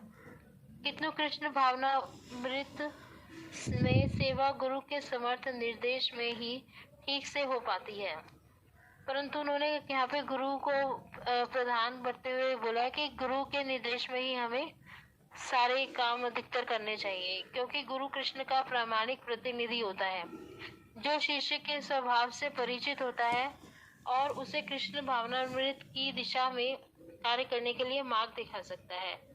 अतः कृष्ण भावनामृत में दक्ष होने के लिए मनुष्य को दृढ़ता से कर्म करना होगा। हमें गुरु प्राप्त करने के लिए या फिर भगवान की प्रसन्नता के लिए हमेशा दृढ़ता से कर्म करते रहना चाहिए और कृष्ण के प्रतिनिधि की आज्ञा का पालन करना होगा। उसे गुरु के उपदेशों को जीवन का लक्ष्य मान लेना होगा। श्री विश्वनाथ चक्रवर्ती ठाकुर ने गुरु की प्रसिद्ध प्रार्थना में उपदेश दिया है, यस्य प्रसादात् भगवतो प्रसादो यस्य प्रसादानं गति कुतोऽपि ध्यायेन्नस्तु व्रतस्य यशस्त्री संध्ययं वंदे गुरु श्री चरणारविंदम। यानी कि गुरु की तुष्टि से प्रसन्न गुरु की तुष्टि से भगवान भी प्रसन्न होते हैं। अगर गुरु जी संतुष्ट हैं तो भगवान भी संतुष्ट हैं। गुरु को प्रसन्न किए बिना कृष्ण भावामृत के स्तर तक पहुंच पाने की कोई संभावना नहीं होती, क्योंकि अगर हम गुरु को प्रसन्न नहीं रखेंगे तो भगवान भी प्रसन्न नहीं होंगे, लेकिन गुरु प्रसन्न हो जाते हैं तो भगवान भी प्रसन्न हो जाएंगे। अतः मुझे उनका चिंतन करना चाहिए और दिन में 3 बार उनकी कृपा की याचना करनी चाहिए और अपने गुरु को सादर नमस्कार करना चाहिए। किंतु यह संपूर्ण पद्धति देहात्म बुद्धि से परे सिद्धांतिक रूप में नहीं वरन व्यवहारिक रूप में पूर्ण आत्मज्ञान पर निर्भर करती है। जब सकाम कर्मों से इंद्रिय तृप्ति की कोई संभावना नहीं रहती, जिनका मन दृढ़ नहीं है, वही विभिन्न सकाम कर्मों की ओर आकर्षित होता है। जब सकाम कर्मों से इंद्रिय तृप्ति की और कोई संभावना नहीं रहती, मतलब जब हम अपने कर्मों से हमें लगता है कि अब हम इंद्रिय तृप्ति, मतलब ये समझ नहीं आया है क्या बोल सकते हैं, आप बताइएगा। हरे कृष्णा। जी जी, तो थैंक यू। ये बहुत सुंदर श्लोक है। व्यवसाय आत्मिका मतलब एक जो बिजनेसमैन होता है उसका मन 24 घंटे कहाँ रहता है? बिजनेस में, है ना। अच्छा, एक लेडीज जो कि घर चलाती है उसका व्यवसाय क्या है? घर संभालना। उसकी 24 घंटे चेतना कहाँ रहती है? घर में, मतलब परिवार को संभालना। ठीक है। और एक बच्चे का व्यवसाय क्या होता है? छोटे बच्चे का खेलना। अगर खेलना है तो 24 घंटे चेतना उसमें रहेगी, और अगर स्टडी है उसका लक्ष्य है जिसमें व्यवसाय कह लो, तो फिर उसकी 24 घंटे ध्यान का रहेगा स्टडी में, पढ़ाई में, है ना। वो बाहर जाएगा मान लो कहीं, तो 2 घंटे बाद उसका मन बेचैन हो जाएगा। क्यों? उसको पढ़ाई करनी है माता जी, अपना खेल खेलना है या पढ़ाई करनी। हाँ, और लेडीज का घर में मन लगता है, और 2 घंटे वो कहीं चली जाए तो उसका मन बेचैन हो जाएगा कि हाँ घर में बच्चा भूखा है, पति आ गए होंगे, उनको खाना देना है, वो परेशान हो रहे होंगे। तो ऐसे ही जो बिजनेसमैन होता है उसको 2 घंटे कहीं जाना पड़ जाए तो उसको क्या लगता है कि मेरी दुकान पे काम का हर्जा हो रहा है। तो व्यवसाय का वर्ड मीनिंग यहाँ समझ आया? ठीक है। व्यवसाय आत्मिका बुद्धि मतलब बुद्धि व्यवसाय मतलब जो उस टाइम की उसकी जिसमें वो लगा हुआ है ना, जिस कार्य में ना, जो इसको व्यवसाय कह देते हैं यहाँ पर, उसमें बुद्धि एकेहा कुरु नंदना। सिर्फ एक ही जगह अगर उसकी बुद्धि लगी हुई है, एक ही उसके जीवन का लक्ष्य है, तो उस प्रयोजन में वो क्या रहेगा? दृढ़। और एक से ज्यादा अगर उसके चीजों में लगा हुआ है तो एक से ज्यादा चीजों में लगा हुआ है तो उसका ध्यान भटकता रहेगा माता जी, भटकता रहेगा इधर उधर। हाँ, बहुशाखा में हो गया ना उसका ध्यान।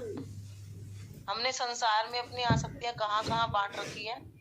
फटाफट आइस क्लोज के खुद ही खुद को उत्तर दो। माइक चाहे मत ऑन करो क्योंकि उत्तर सबके सेम आएंगे। हर्षा माता जी माइक म्यूट करें, बताओ। ठीक है ना। बहुशाखा ही अनंताश्च, तो उसकी बुद्धि क्या रहेगी? बहुत सारी शाखाओं में विभक्त रहेगी। जब बहुत सारी चीजों में हम भागेंगे तो क्या एक व्यवसाय के प्रति हमारी बुद्धि लगेगी? नहीं माता जी। हाँ, तो बुद्धयो अव्यवसायी नाम। इस श्लोक का मीनिंग क्लियर हुआ थोड़ा थोड़ा सबको?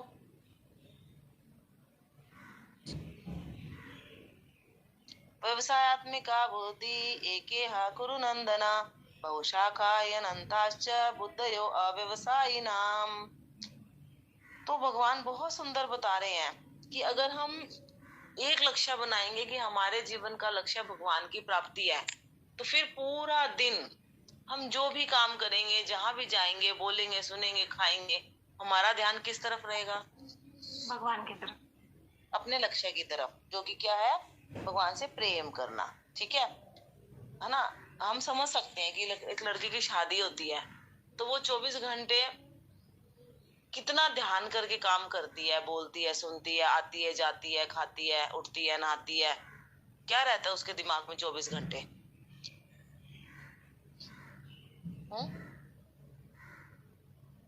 पुराने वाली लड़की देना दिमाग में, आज की लड़की मत देना।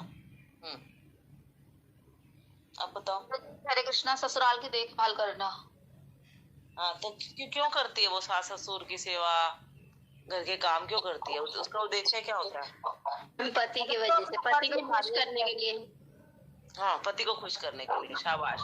तो अगर हम ये सोचे, पहले तो मैं ये समझ में आ जाए कि मैं सोल हूँ और शरीर टेम्परेरी है। जिस समय ये शरीर छोड़ना पड़ेगा सब कुछ छूट जाएगा जिसके अंदर मैं लगा हुआ हूँ, ठीक है। और वो शरीर छोड़ने का टाइम कुछ भी हो सकता है। जो बातें अभी बोली सारी सच है, सबको क्लियर है या डाउट है किसी को? जी रिया माता जी कुछ कहना चाहते हो? माता जी, इसमें ना कल मुझे ध्यान नहीं है, मैंने शायद उन्हीं के सत्संग में ही सुना था। उन्होंने ये बताया था कि हम उस कंडीशन पर है इस समय, जैसे परीक्षित महाराज को तो ये पता था कि उनके पास 7 दिन थे। ये मेरे को लगता है प्रभु हलाधर महाराज जी के ही सत्संग में मैंने सुना है अभी।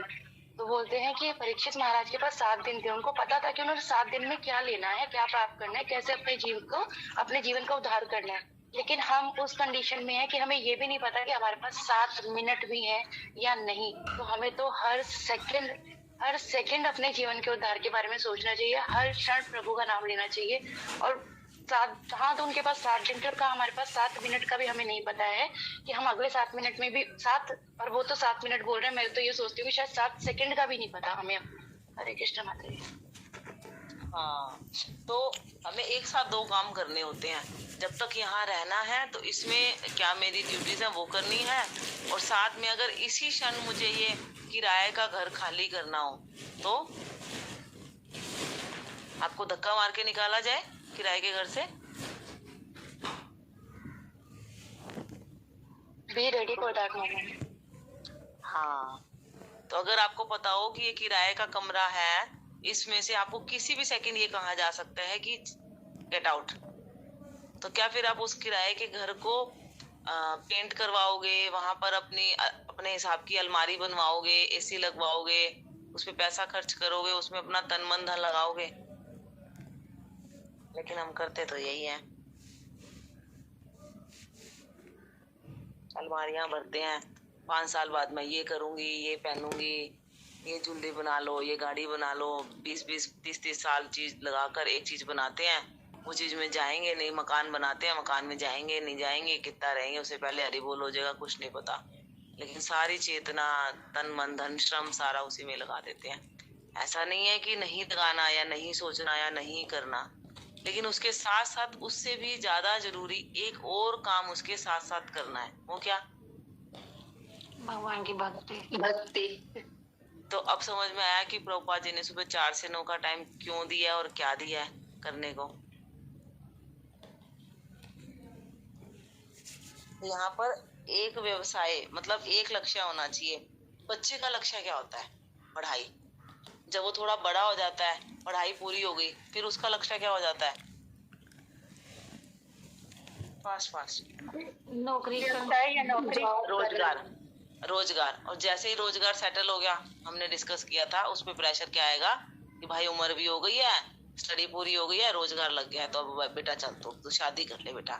ठीक है भाई, अब लक्ष्य शादी था, शादी का लक्ष्य आजकल बहुत मुश्किल हो गया है। फिर भी मान लो जैसे तैसे करके बेचारे का आज हो जाए, शादी हो जाए, उसके बाद क्या लक्ष्य रहेगा?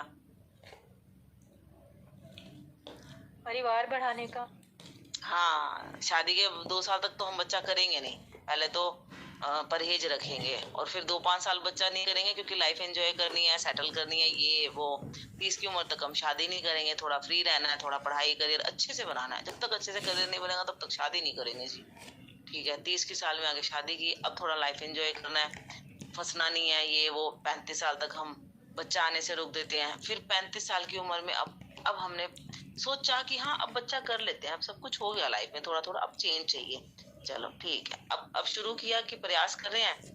अब भैया 3-4 साल 5 साल बच्चा नहीं हो रहा, अब उसी चीज से परेशान हो गए।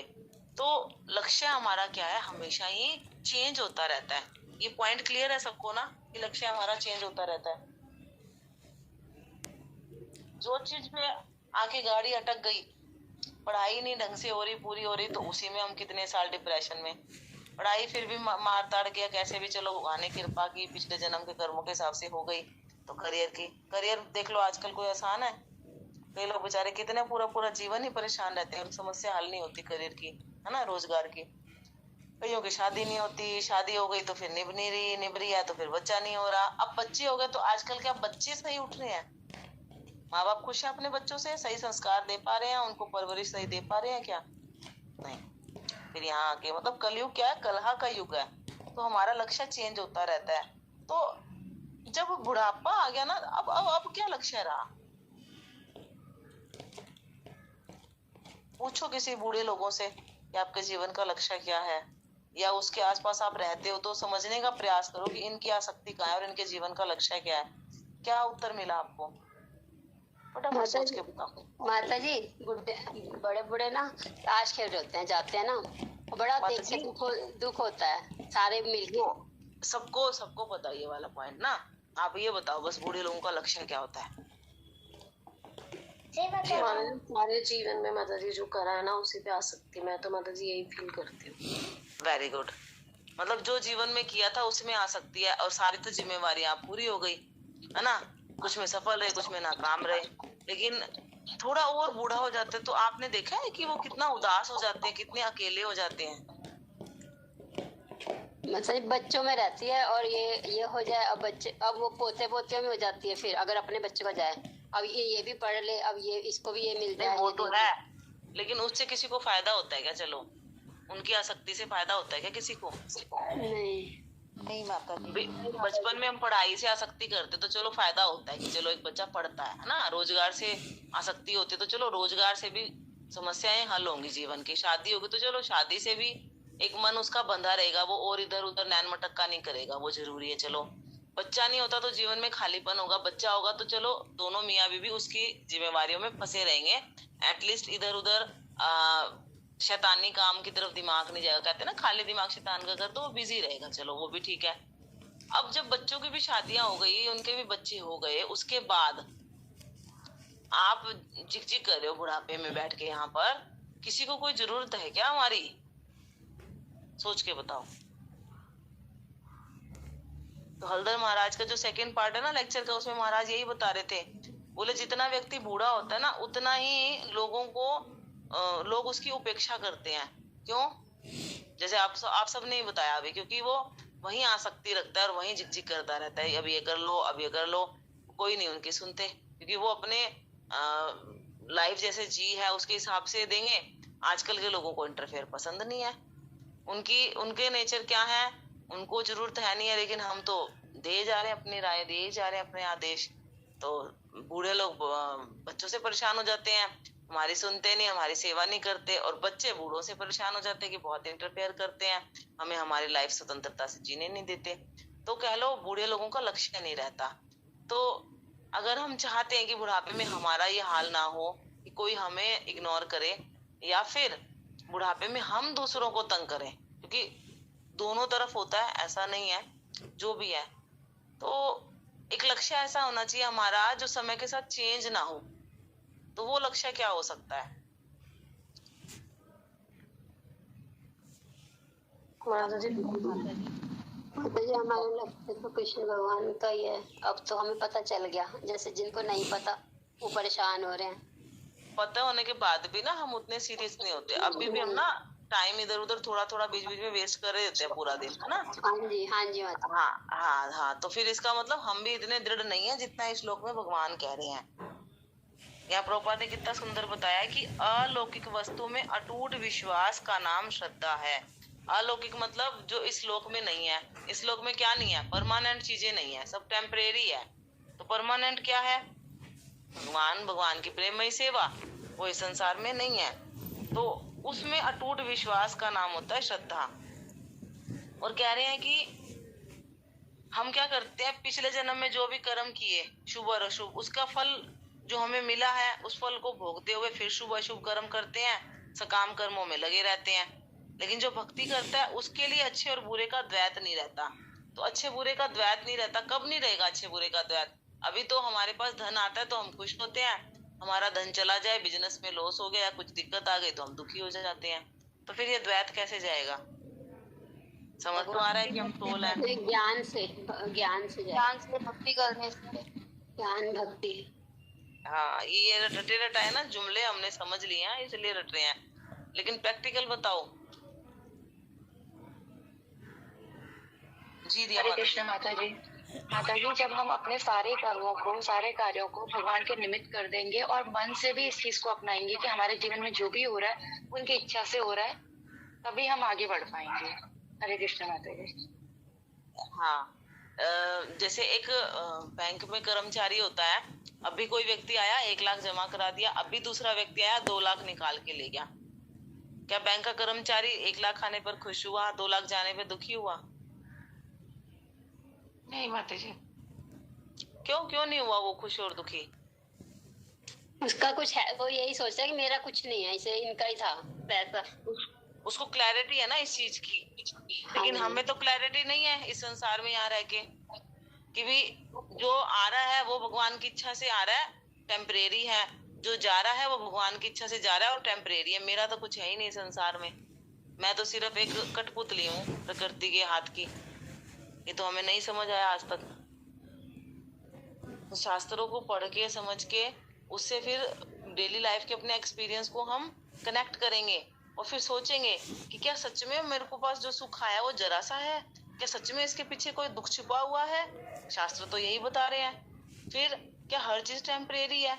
आज मैं इस चीज को इतना सुख लेके खुश हो रहा हूँ तो क्या ये मुझसे छीनी जाएगी? और दूसरों की छीनी जाती है तो भी समझ में आएगा कि अच्छा उनके रिश्तेदार गए तो हमारे भी रिश्तेदार कभी जाएंगे। अच्छा उनके घरों में आज भाई बहन का इतना संबंध 5 साल पहले अच्छा था, 10 साल बाद हम देखते हैं उनके झगड़े हो रहे हैं, एक दूसरे की शक्ल नहीं देखना चाहते, मारने को तैयार है, ये वो। तो फिर लगता है कि अरे आज हमारे संबंधियों से प्रेम है, पता नहीं 10 साल बाद हमारी बुद्धि कहीं स्वार्थी हो जाए, हम भी झगड़े करने लग जाएं। तो फिर उन रिश्तों में क्या हम बहुत ज्यादा अटैचमेंट या बहुत ज्यादा आस लगाकर बैठेंगे? तो बहुत सारी चीजें हैं भैया सोचने समझने और करने को। जब तक ये चीजें नहीं करेंगे तब तक द्वैत बना रहेगा। अभी हम क्या करते हैं, ऊपरी चीजें पढ़ ली, हल्की हल्की समझ भी आ गई और एज इट इज उनको डायलॉग के रूप में बोलते रहते हैं, लेकिन गहराई में तो गई नहीं है। करते तो वो है नहीं, करते हैं तो बस 2-5% करते हैं, संतुष्ट हो जाते हैं, हम भक्ति कर रहे हैं जी। भाई भक्ति ये नहीं होती। भक्ति होती है जैसे एक बच्चा अपने पेरेंट्स पे आश्रित होता है, पेरेंट्स को एज इट इज फॉलो करता है, उनमें उसका विश्वास रहता है कि मेरे पेरेंट्स अगर मान लो मेरा दांत निकलवा रहे हैं डॉक्टर से तो इसमें मेरा जरूर कुछ भला है, चाहे वो आज मुझे समझ नहीं आ रहा। आज मेरे कोई फोड़ा हुआ है और मम्मी पापा डॉक्टर से चीरा लगवा रहे हैं तो वो मेरे भले के लिए है, ये विश्वास बच्चे को होना चाहिए। अगर उसमें इतनी समझ है तो फिर वो मम्मी पापा को उनके काम में कोऑपरेट करता है, अपनी अलग से इच्छा नहीं रखता कि मुझे आज नहीं करवाना मम्मी, 2 साल बाद मैं फोड़ा कटवाऊंगा। हम क्या करते हैं,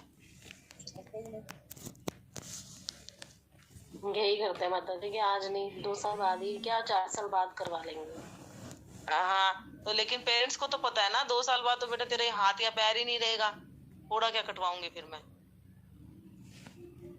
वो तो जितना जल्दी कटवाएंगे उतना अच्छा है, जितना लेट कटवाएंगे उतना गहरा ऑपरेशन करवाना पड़ेगा, उतनी ज्यादा दिक्कत आएगी, उतना ज्यादा वो भरने में पूरे शरीर में पस फैल जाएगी, तो क्या होगा, पूरी बॉडी में इन्फेक्शन हो जाएगा। लेकिन हम नहीं समझना चाहते।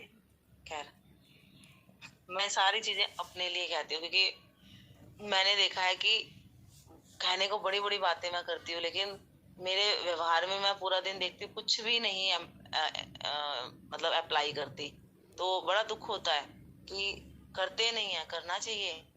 तो फिर भी कहते हैं कि जो खुद नहीं करे वो दूसरों को भी मत कहो, लेकिन ऐसा लगता है कि शायद कहने के बाद हम खुद को धिक्कारेंगे कि देख बातें करते हो तो करते क्यों नहीं हो, उस चीज को करना चाहिए।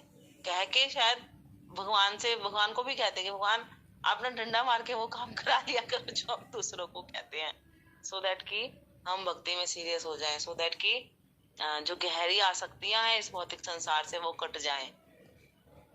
तो यहाँ पर हम देखते हैं कि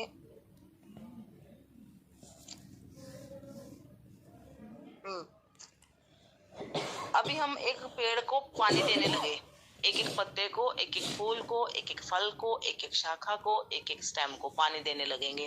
कितना टाइम लगेगा? बहुत ज्यादा माता जी। माता जी सारी जिंदगी बीत जाएगी तब भी नहीं दे पाएंगे। यस, पॉसिबल ही नहीं है, पॉसिबल ही नहीं है एक पेड़ की सारी पत्तियों को पानी देना। तो क्या करना पड़ेगा? तो माता जी हमें जड़ में पानी देना पड़ेगा, जड़ में पानी देना होगा। तो यहाँ पर प्रभुपाद ये बता रहे हैं कि जब हम भगवान कृष्ण की सेवा करते हैं तो वो जड़ को सींचना है। आगे हम देखेंगे भगवत गीता में कि भगवान के शरीर में ही सारे देवी देवता, पितर, सारे जीव, सारे लोग, सब कुछ है। भगवान से अलग कुछ भी नहीं है। एक बार एक व्यक्ति ने बोला कि आपके ये कर्मों का दोष है, देवी देवताओं की ना पूजा करवानी पड़ेगी। तो आप क्या करो, एक देवता के नाम से 1 रुपया सेवा दो, जितने देवताओं की पूजा करानी है हम उतने देवताओं की पूजा कर देंगे। तो व्यक्ति ने बुद्धि लगाई और बोला कि 33 करोड़ देवी देवता हैं। बोले अच्छा कितने दिन लगेंगे? बोले हर रोज एक देवता की पूजा करेंगे। बोले 33 करोड़ दिन है जीवन में क्या किसी के? तो गारंटी लेता है कि 33 करोड़ दिन में जीवित रहूंगा आपकी पूजा करने के लिए? क्या पॉसिबिलिटी है? मतलब ये तो वो मूर्खता ही मान जाएगी कि भाई अगर कोई लेकिन हम तो करते हैं ये चीज। बहुशाखा का मतलब क्या है? सोमवार को किसकी पूजा करेंगे, मंगलवार को इसकी पूजा करेंगे, बुधवार को इसकी पूजा करेंगे, वीरवार को इनकी पूजा करेंगे, शुक्रवार को इसकी पूजा करेंगे, शनिवार को इसकी पूजा करेंगे, संडे को इसकी पूजा करेंगे। और फिर जिस दिन कष्ट आएगा उस दिन आपकी जो सारी पूजा काम आनी होती है, तो फिर सोमवार वाले देवता, मंगलवार वाले देवता हो सकता है आके बचा रहे हो, बुधवार वाले कहेंगे कि हो सकता है वीरवार वाले आके बचा रहे हो। ऐसा होता है कि नहीं होता? आप सोच के बताओ। एक व्यक्ति के हम 10 रिश्तेदार हैं, उस व्यक्ति को दुख आया तो हम क्या सोचते हैं कि बाकी 9 जाके उसको संभाल लेंगे, जरूरत पड़ेगी लास्ट में तो देख लूंगा मैं। या हम सबसे पहले भागते हैं उसकी सहायता करने के लिए, बाकी 9 के होते हुए भी क्या करते हैं हम? जी एक दूसरे पे डिपेंड वो ही रहता है कि वो कर लेगा वो कर देगा। हाँ, तो फिर ये चीज हमें देखनी चाहिए कि क्या हम सबकी कितनी उम्र होगी, आज तक हम किसी एक व्यक्ति को अपनी सेवा से संतुष्ट कर पाए क्या? फटाफट से जवाब दो सब। नो माता जी। नहीं माता जी, नहीं माता जी। अच्छा, किसी एक की सेवा से या किसी एक के संबंध से हम संतुष्ट हुए हो? यस माता जी। तो फिर इसका मतलब क्या है कि कोई आज तक किसी ने हमारी सेवा अच्छे से की नहीं, और हमने जिसकी सेवा की उसका स्वभाव ऐसा था कि वो हमारी सेवा से संतुष्ट ही नहीं हुआ। यही रिजल्ट निकला ना? यस माता जी। पक्का? क्या बोला मैंने?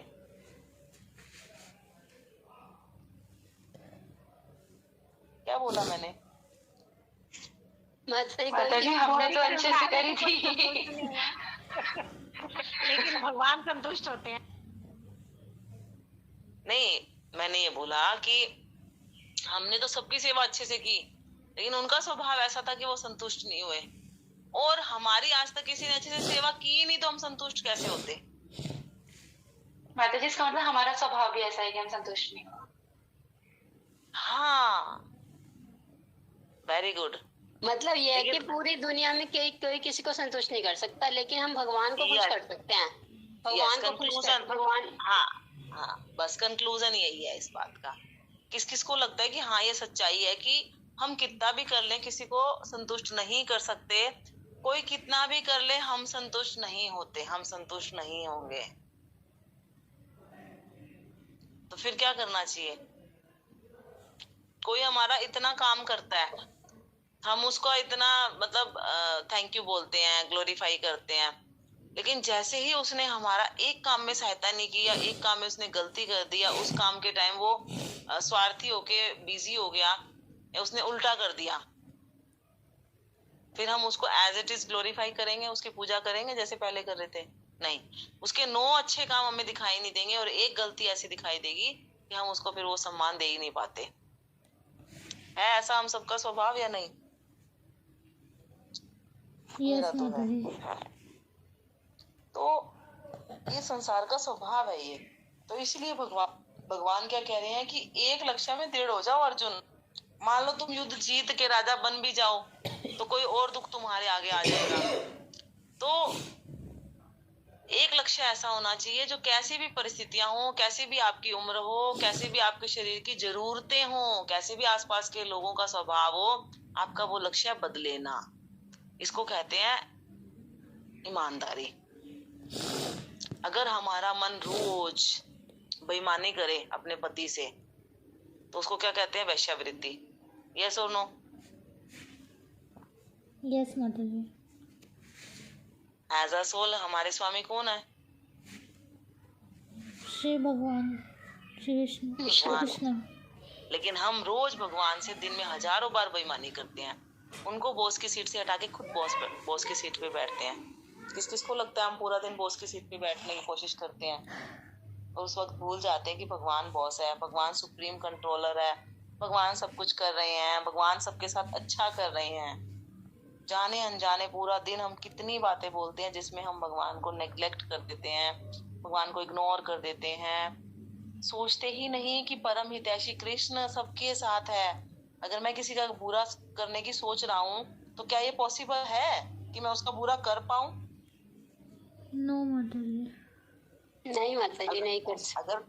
अगर कोई हमारा बुरा कर रहा है, सोच रहा है और हमें लग रहा है कि वो बुरा कर रहा है, तो हम उसके प्रति द्वेष से भर जाते हैं। क्या हम सोचते हैं कि वो सब कृष्ण की इच्छा से हो रहा है और कृष्ण इसमें मेरा भला कर रहे हैं? तो फिर हमने क्या किया? कृष्ण को इग्नोर किया ना, कृष्ण को भूल गए ना। तो ये वाला श्लोक जो होता है ना, हमें गांठ बांधनी चाहिए। 5वें अध्याय का लास्ट वाला श्लोक कि भगवान क्या है? सुप्रीम कंट्रोलर, परम नियंता। अगर हर चीज को घर में माँ कंट्रोल कर रही है और माँ सेल्फलेसली सेवा कर रही है, माँ हर वो काम करती है जिसमें सबका भला हो, तो फिर क्या हमें माँ के न्याय पे अविश्वास होगा?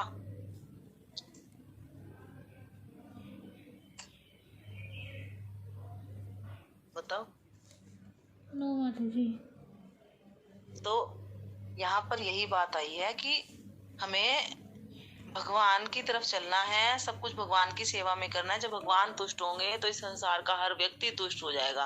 हमारे सारे पितर, हमारे सारे देवी देवता, हमारे सारे आसपास के लोग, जीव, वो भी जिनसे जाने अनजाने हम कुछ कुछ चीजें लेते हैं लेकिन उनके प्रति कुछ भी नहीं करते, वो सब संतुष्ट हो जाएंगे।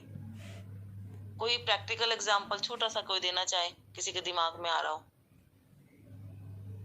कैसे आप कृष्ण की छोटी सी सेवा करोगे और पूरा संसार संतुष्ट हो सकता है? कैसे?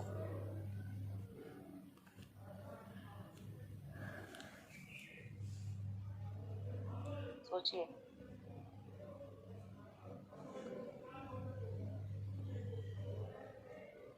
हरे कृष्ण माता जी सब में कृष्ण को देखकर, सब में कृष्ण समझकर। हाँ, लेकिन ये बहुत मुश्किल है। इसके लिए 20-30 साल की प्रैक्टिस चाहिए। It is not too easy. Good. और कृष्ण भजन करके। हाँ, कैसे कैसे कृष्ण भजन कर रहे हो आप? लेकिन क्या आज घर में कोई भी गड़बड़ होगी, बच्चे गलती करेंगे या रिश्तेदार कुछ करेंगे तो फिर हम उसमें दृढ़ रहेंगे? उस तरफ हमारी चेतना तो नहीं जाएगी, बुरे विचार तो नहीं आएंगे मन में? कैसे करोगे? माता जी कुछ, हाँ जी माता जी, एक कुछ भी हो रहा है ना दुनिया में, या कुछ भी अच्छा बुरा कैसा भी, तो हमें ये देखना है कि भगवान के उससे हो रहा है। जैसे वो होलीनेस, वो वैष्णव महाराज जी ने बोला है ना कि कोई भी अच्छा बुरा कुछ भी हो रहा है, वो सब हम अगर ये सोच लेते हैं कृष्ण भगवान कर रहे हैं तो हम संतुष्ट रहेंगे, कृष्ण भगवान कर रहे हैं। और हम ये किसी को समझा भी सकते हैं और अपने आप को भी समझा सकते हैं। हाँ, लेकिन करके देखना विपरीत परिस्थितियों में, और फिर आप देखना कि कितने टाइम में आप धीरज धर पाते हो। नहीं, ये है तो बहुत मुश्किल, ये भी है मुश्किल बहुत। तो वही तो बात हो रही है ना कि हम कह तो रहे हैं लेकिन हम कर नहीं पा रहे हैं ना। जी निधि हाँ माता जी। जी। हरे कृष्ण माता जी, हम अपना जो 16 माला का नियम है ये रेगुलरली फॉलो करके पूरा फोकस कंसंट्रेशन के साथ हम भगवान को प्रसन्न कर सकते हैं। हाँ, बहुत ध्यान पूर्वक जब हम माला करते हैं भगवान प्रसन्न होते हैं। तो इसमें एक छोटा सा एग्जांपल ये है कि जैसे हमें किसी ने बताया कि आपको नीम के पत्तों का ना पानी पीना है सुबह खाली पेट। आप जाके नीम के पत्ते तोड़ लाए। अब ये बताओ कि वो नीम का पेड़ कब किसने लगाया, किसने उसको पानी दिया, कब किसने उसको देखा रखा, है ना? क्या हम सोचते हैं एक बार भी कि मैंने उस पेड़ की क्या सेवा करी है जो मैं उससे पत्ते ले आया और खुद का अपना इलाज कर रहा हूँ। इवन कोई वैद्य भी जाके नीम के पत्ते उसे तोड़ लाएगा, पीस के दवाई बनाएगा उबाल के, और वो 10 फ्री का काम होता है। उसने 10 मिनट लगाया कोई चीज पे अपना, और 100 रुपए की शीशी मान लो वो बेचता है। तो उसने जिस चीज से पैसे कमाए उसके लिए उसने उस पेड़ की कोई सेवा की, मान लो उसने खुद ने भी उगाया हो करे हो, तब भी चलो कि हाँ, तब भी हमें देखना है कि हम पूरा दिन आसपास हजारों लोगों से कुछ कुछ चीजें लेते हैं पूरा दिन। आप सोच के देखो कि आपको सब्जी बनानी है, बाजार गए, आप 20 रुपए किलो आलू ले आए। क्या सिर्फ 20 रुपए देने से आलू के वो 1 किलो आलू वहां तक आए जहां से आपने खरीदे, उसकी मेहनत कवर हो जाती है क्या? किसी ने खेत लिया होगा, उसमें आलू बोए होंगे, उसने फिर उसकी फसल की होगी, फिर वहां से होलसेलर लाया होगा, फिर वो रिटेल शॉप्स पे गए, रिटेल शॉप से फिर वो रेडियो पे गली में आए तो गली से हमने फिर खरीद के अपने घर ऊपर लाकर और फटाफट बनाए, भोग लगाया और खा लिया। सिर्फ 20 रुपए देके क्या उस आलू पे जितनी मेहनत लगी है उसकी वर्थ हो जाती है क्या? दे देते हैं क्या हम पूरा? नो माता जी। तो फिर कैसे कैसे करेंगे ना? मतलब हरे कृष्ण महामंत्र बोलना हर पल, उससे होता है। जैसे मान लो कोई पेड़ से हम नीम के पत्ते तोड़ रहे हैं अपनी दवाई के लिए, अगर हम उसको महामंत्र सुनाते हुए, उसका धन्यवाद करते हुए अगर पत्ते तोड़ते हैं, तो क्या हम उस पेड़ की सेवा नहीं कर रहे? यस माता जी। कैसे? क्या सेवा कर रहे हो? पेड़ क्या करेगा आपसे महामंत्र सुन के? जी हर्षा माता जी। जी माता जी, उसका उद्धार हो जाएगा। जैसे कि माता जी हमने एक नोटिस की थी ना, किसी वो वृंदावन के पेड़ों को सुनाते थे भागवतम, और एक दिन उन्होंने नहीं सुनाई तो वो आके पेड़ बोलने लगे कि हमारे को आज भागवतम क्यों नहीं सुनाई है। हाँ, तो वो तो जीव है ना, जो उस पेड़ में जीव है ना। हाँ हाँ, तो पेड़ तो वो धाम के जो पेड़ है ना, उन्होंने पिछले जन्म में भक्ति कर रखी है, उनका अभ्यास है, इसलिए वो उसको सुनने के लिए वहां अवेलेबल है, और भगवान ने उनके लिए व्यवस्था की कि वहां कोई भक्त आके उनको भागवतम सुना दे, सो दैट कि वो जिस चीज के लिए तड़प रहे हैं, उनका पिछले जन्म का अभ्यास है, उसमें उनको आनंद आए और वो भक्ति करके आगे जाए। तो निश्चित रूप से पेड़ भी क्या है, जीवात्मा है, और जब वो महामंत्र सुनता है तो फिर वो भगवान की कृपा लेता है, चाहे उनमें चेतना बहुत कम है ना, चाहे वो उस मंत्र को इतना नहीं सुन पा रहे, इतना उनकी चेतना नहीं है कि हमारी तरह वो सुन के उसको गुनगुना ले या स्मरण कर लिया, लेकिन फिर भी जहाँ भी ये पॉजिटिव वाइब्स चलती हैं, वाइब्रेशन जो दिव्य ध्वनि है, वो तो हर किसी को कृपा दे ही रही है ना। इवन महाप्रभु जब चल रहे हैं तो एक धोबी आगे आया, तो धोबी को बोले कि भाई हरि बोल। वो बोला कि मैं काम कर रहा हूँ, मैं बहुत परेशान हूँ, आप आगे जाओ, मुझे डिस्टर्ब मत करो। बोले क्यों? बोले मैं कपड़े धोऊं या आपकी बात सुनूं? महाप्रभु ने उनसे कपड़े लिए, बोले भाई थोड़ी देर मैं धो देता हूँ आपके कपड़े, उतनी देर आप प्लीज हरि हरि बोलो। उसने बोला ठीक है, उसने बोल लिया आधा घंटा, महाप्रभु ने उसके कपड़े धो दिए, महाप्रभु आगे चले गए। क्या पड़ी थी महाप्रभु को? महाप्रभु को क्या पड़ी थी किसी के कपड़े धोने की? माता जी ताकि उस धोबी को भी कृपा मिले, उनको उनका भला करने के लिए। तो हरि नाम से सब जीवों का भला होता है, एक बात। हरि नाम से भगवान की भी सेवा होती है, दूसरी बात। और हरि नाम मतलब कोई भी चीज भगवान की शक्ति से अलग है ही नहीं। तो यहाँ पे पेड़ की जड़ में पानी देना मतलब हर जीव को तुष्ट करना। जब आप भगवान कृष्ण को भोग लगाते हो तो भागवतम में आता है कि सारे देवी देवताओं को भोग लग जाता है, सारे पितरों को भोग लग जाता है, सारे जीवों को उनका अंश मिल जाता है, सारा जो आपका ऋण है वो उतर जाता है। कैसे? भोग लगाने से कैसे हो जाता है ये सब? जो कि अभी आपने बताया कि सारे देवी देवता पितर भगवान के अंदर ही होते हैं। हाँ, भगवान के शरीर में होते हैं, ऐसा भगवत गीता में आएगा, है ना? ऐसा प्रभुपाद ने बताया हमें। तो हमें से जो भोग नहीं लगा रहे वो आज से भोग लगाना शुरू करेंगे, या अलग अलग ही देवी देवताओं की पूजा और पितरों की पूजा ये सब करके ही ठीक रहेगा? ऐसा नहीं है कि हम भगवान को भोग लगा रहे तो हमारे जो घर के रिचुअल है वो हमें छोड़ने हैं, लेकिन भगवान को भोग जरूर लगाएं, ठीक है ना? कि उससे बड़ा काम होने वाला है। जो हम अलग अलग छोटी छोटी पूजाएं करते हैं वो करते आ रहे हैं, कोई बात नहीं, वो करते रहे, लेकिन भगवान को भोग जरूर लगाएं, भगवान का नाम जप जरूर करें, भगवान के ग्रंथों को जरूर पढ़ें। जो भी पूजा पाठ हम कर रहे हैं वो करते रहें, कोई दिक्कत नहीं है, लेकिन कृष्ण को पकड़ ले अच्छे से, उसको ना छोड़ें। पर कृष्ण की भक्ति होगी किसके? गुरु के निर्देशन में। घर में अगर एक बच्चा माँ के उपदेशों को पालन ना करे है तो वो अपना जीवन सक्सेस कर लेगा? माँ ही प्रथम गुरु होती।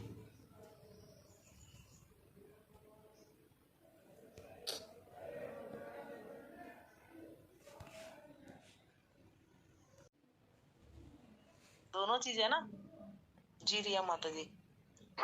हरे कृष्ण माता जी। अभी हमने जब ये पढ़ा था चैतन्य प्रभु जी की जब पढ़ रहे थे, उसमें यही तो निमाई जी ने कहा कि मुझे तो अच्छे बुरे का ज्ञान कहाँ से आएगा जब तुम मुझे पढ़ने ही नहीं दे रहे हो। अभी अभी आज उसमें ये पेश था कि मैं क्या सोचूंगी वहां मैं गंदा होऊंगा या अच्छा होऊंगा। तुमने मेरी पढ़ाई बंद करा दी, मुझे कुछ भी नहीं पता, तो मैं ऐसे ही व्यवहार रखूंगा। हरे कृष्ण माता जी। हाँ, तो गुरु के उपदेशों को जीवन का लक्ष्य मानना चाहिए, क्योंकि गुरु को पता है कि हमारा स्वभाव क्या है, हमारे स्वभाव को कैसे भगवान की सेवा में लगाना है। माँ को पता होता है कि बच्चा पढ़ना नहीं चाहता, तो किस तरीके से मैं उसको मनाऊं कि वो पढ़ने बैठ जाए, है ना? तो माँ तो 100 ट्रिक्स अपना लेगी जब तक बच्चा पढ़ने नहीं बैठेगा, जब तक अच्छे से पढ़ाई रोज करने नहीं लग जाएगा। तो इतना मत्था एक बच्चे के साथ माँ ही मार सकती है। माँ के अलावा कोई है जो बच्चे को इतना प्यार, इतना दुलार, इतना उसके भले के लिए उसको ट्रेंड कर सके? नहीं होती ना। ऐसे ही गुरु के अलावा कोई हमें भगवान से नहीं जोड़ेगा। तो अब क्वेश्चन आता है कि हम सबके जीवन में गुरु कौन है फिर? कौन है गुरु? प्रभुपाद जी। शिक्षा गुरु तो हाँ प्रभुपाद जी पहले गुरु हमारे। हाँ, तो प्रभुपाद की ग्रंथों को पढ़कर हम कर रहे हैं ना, फॉलो कर रहे हैं, समझने का प्रयास कर रहे हैं, उन्हीं से हम भगवान से कनेक्ट कर पा रहे हैं। गुरु का मतलब है जो हमें भगवान से जोड़े, है ना? तो प्रभुपाद हमें जोड़ रहे हैं। तो इसलिए प्रभुपाद तो आज से काफी साल पहले 1977 में वृंदावन धाम से आगे नित्य लीला प्रविष्ट कर हो चुके हैं, लेकिन उनके ग्रंथों के रूप में वो हमारे साथ हैं, वो दिव्य हैं, वो वहां भी हैं और यहाँ भी हमें कृपा दे रहे हैं। जो भी निष्ठा से उनको प्रणाम करता है, उनसे प्रार्थना करता है, उनको प्रभुपाद भक्ति में गाइड करते हैं और सब कुछ समझाते भी। आप प्रभुपाद के ग्रंथों को अकेले रोज जरूर आधा से 1 घंटा पढ़ा करो, डेली, हमेशा।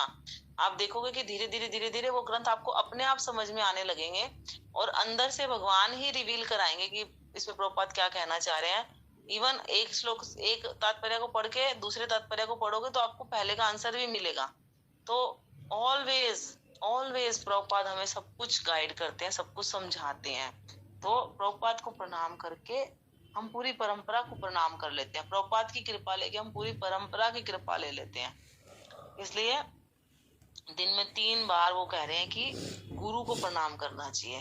तो हम तो सारे काम प्रभुपाद को प्रणाम करके ही करते हैं।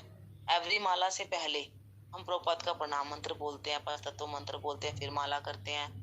दिन में जितनी बार भोग लगाते हैं, भगवान की आरती करते हैं, भगवान को शयन कराते हैं, उठाते हैं, हर टाइम प्रभुपाद को प्रणाम करके फिर करते हैं ना। तो इस प्रकार से 3 संध्याओं में कह रहे हैं गुरु को हमें प्रणाम करके सादर नमस्कार करना चाहिए, जो हमें भगवान की तरफ लेकर चल रहे हैं। और फिर क्या कह रहे हैं लास्ट वाले पैराग्राफ में, जो आप वंदना माता जी कह रहे थे, क्लियर नहीं हुआ, उसमें ये कह रहे हैं कि हमें एक हमारी स्टडी होती है थियोरटिकल और एक होती है प्रैक्टिकल। तो कौन सी स्टडी ज्यादा ठीक रहती है, थ्योरी या प्रैक्टिकल? प्रैक्टिकल माता जी। प्रैक्टिकल माता जी। क्यों प्रैक्टिकल क्यों?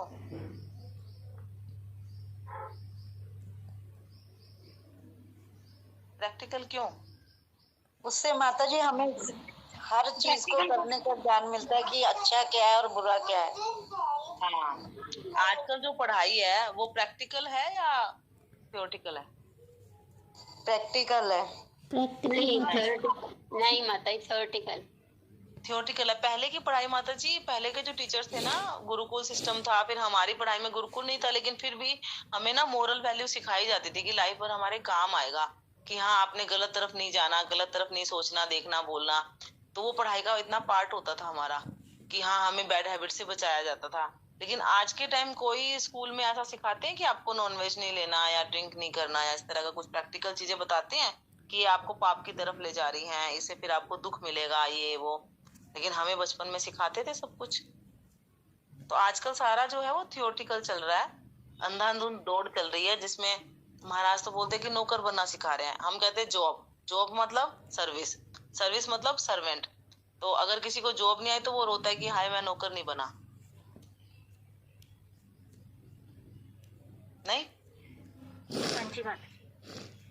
तो फिर शूद्र का काम है ना। तो बोले कोई भी ब्राह्मण नहीं बनना चाहता, कोई भी क्षत्रिय नहीं बनना चाहता, कोई भी वैश्य नहीं बनना चाहता।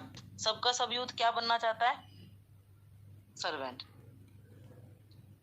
और जॉब लग के क्या उनके अंदर दास भाव आता है, सर्वेंट भाव आता है? नो माता जी। तो फिर क्या प्रैक्टिकल हुआ ना। इसलिए बता रहे हैं कि ये जो पूरा ज्ञान है ये हमें थ्योरी नहीं करनी। अभी जैसे हमने बात की, ज्ञान तो हम ले लेते हैं, लेकिन अगर अप्लाई नहीं करें अपनी लाइफ में तो क्या होगा?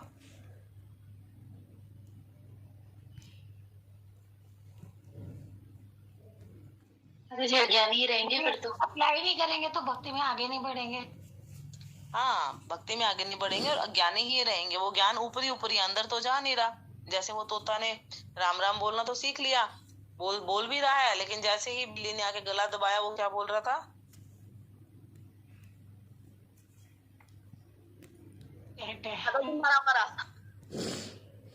नहीं, मरा नहीं बोल रहा था, वो टैटा बोल रहा था। उसका जो एक नेचुरल नेचर था उसने वही करा। तो फिर ऐसे ही हम जीवन भर थोड़ा भक्ति करने का प्रयास कर रहे हैं, ज्यादा अपनी आसक्ति और हाय हाय दुनिया की ही रख रहे हैं, तो मृत्यु के वक्त भगवान याद आएंगे या हमारी हाय हाय याद आएगी? इसके लिए बहुत ज्यादा हम अनसेफ हैं। इसलिए प्रभुपाद बता रहे हैं कि हमें सैद्धांतिक रूप से नहीं, व्यवहारिक रूप से पूर्ण आत्मज्ञान पर निर्भर होना चाहिए। अगर हम अप्लाई करेंगे और धीरे धीरे हमारा मन पे, इंद्रियों पे कंट्रोल हो जाएगा, तो फिर हम सकाम कर्मों से इंद्रिय तृप्ति की कोई इच्छा नहीं करेंगे। तो तब हमारा मन जो है भक्ति में दृढ़ होगा और फिर सकाम कर्मों की ओर आकर्षित नहीं होगा। अब समझ में आ गया लास्ट का पैराग्राफ? यस माता जी। ठीक है। हरे कृष्ण कृष्ण कृष्ण हरे हरे, हरे राम राम राम हरे हरे। जगत पुरुष प्रभुपाद की जय, गुरुदेव की जय। सिंगल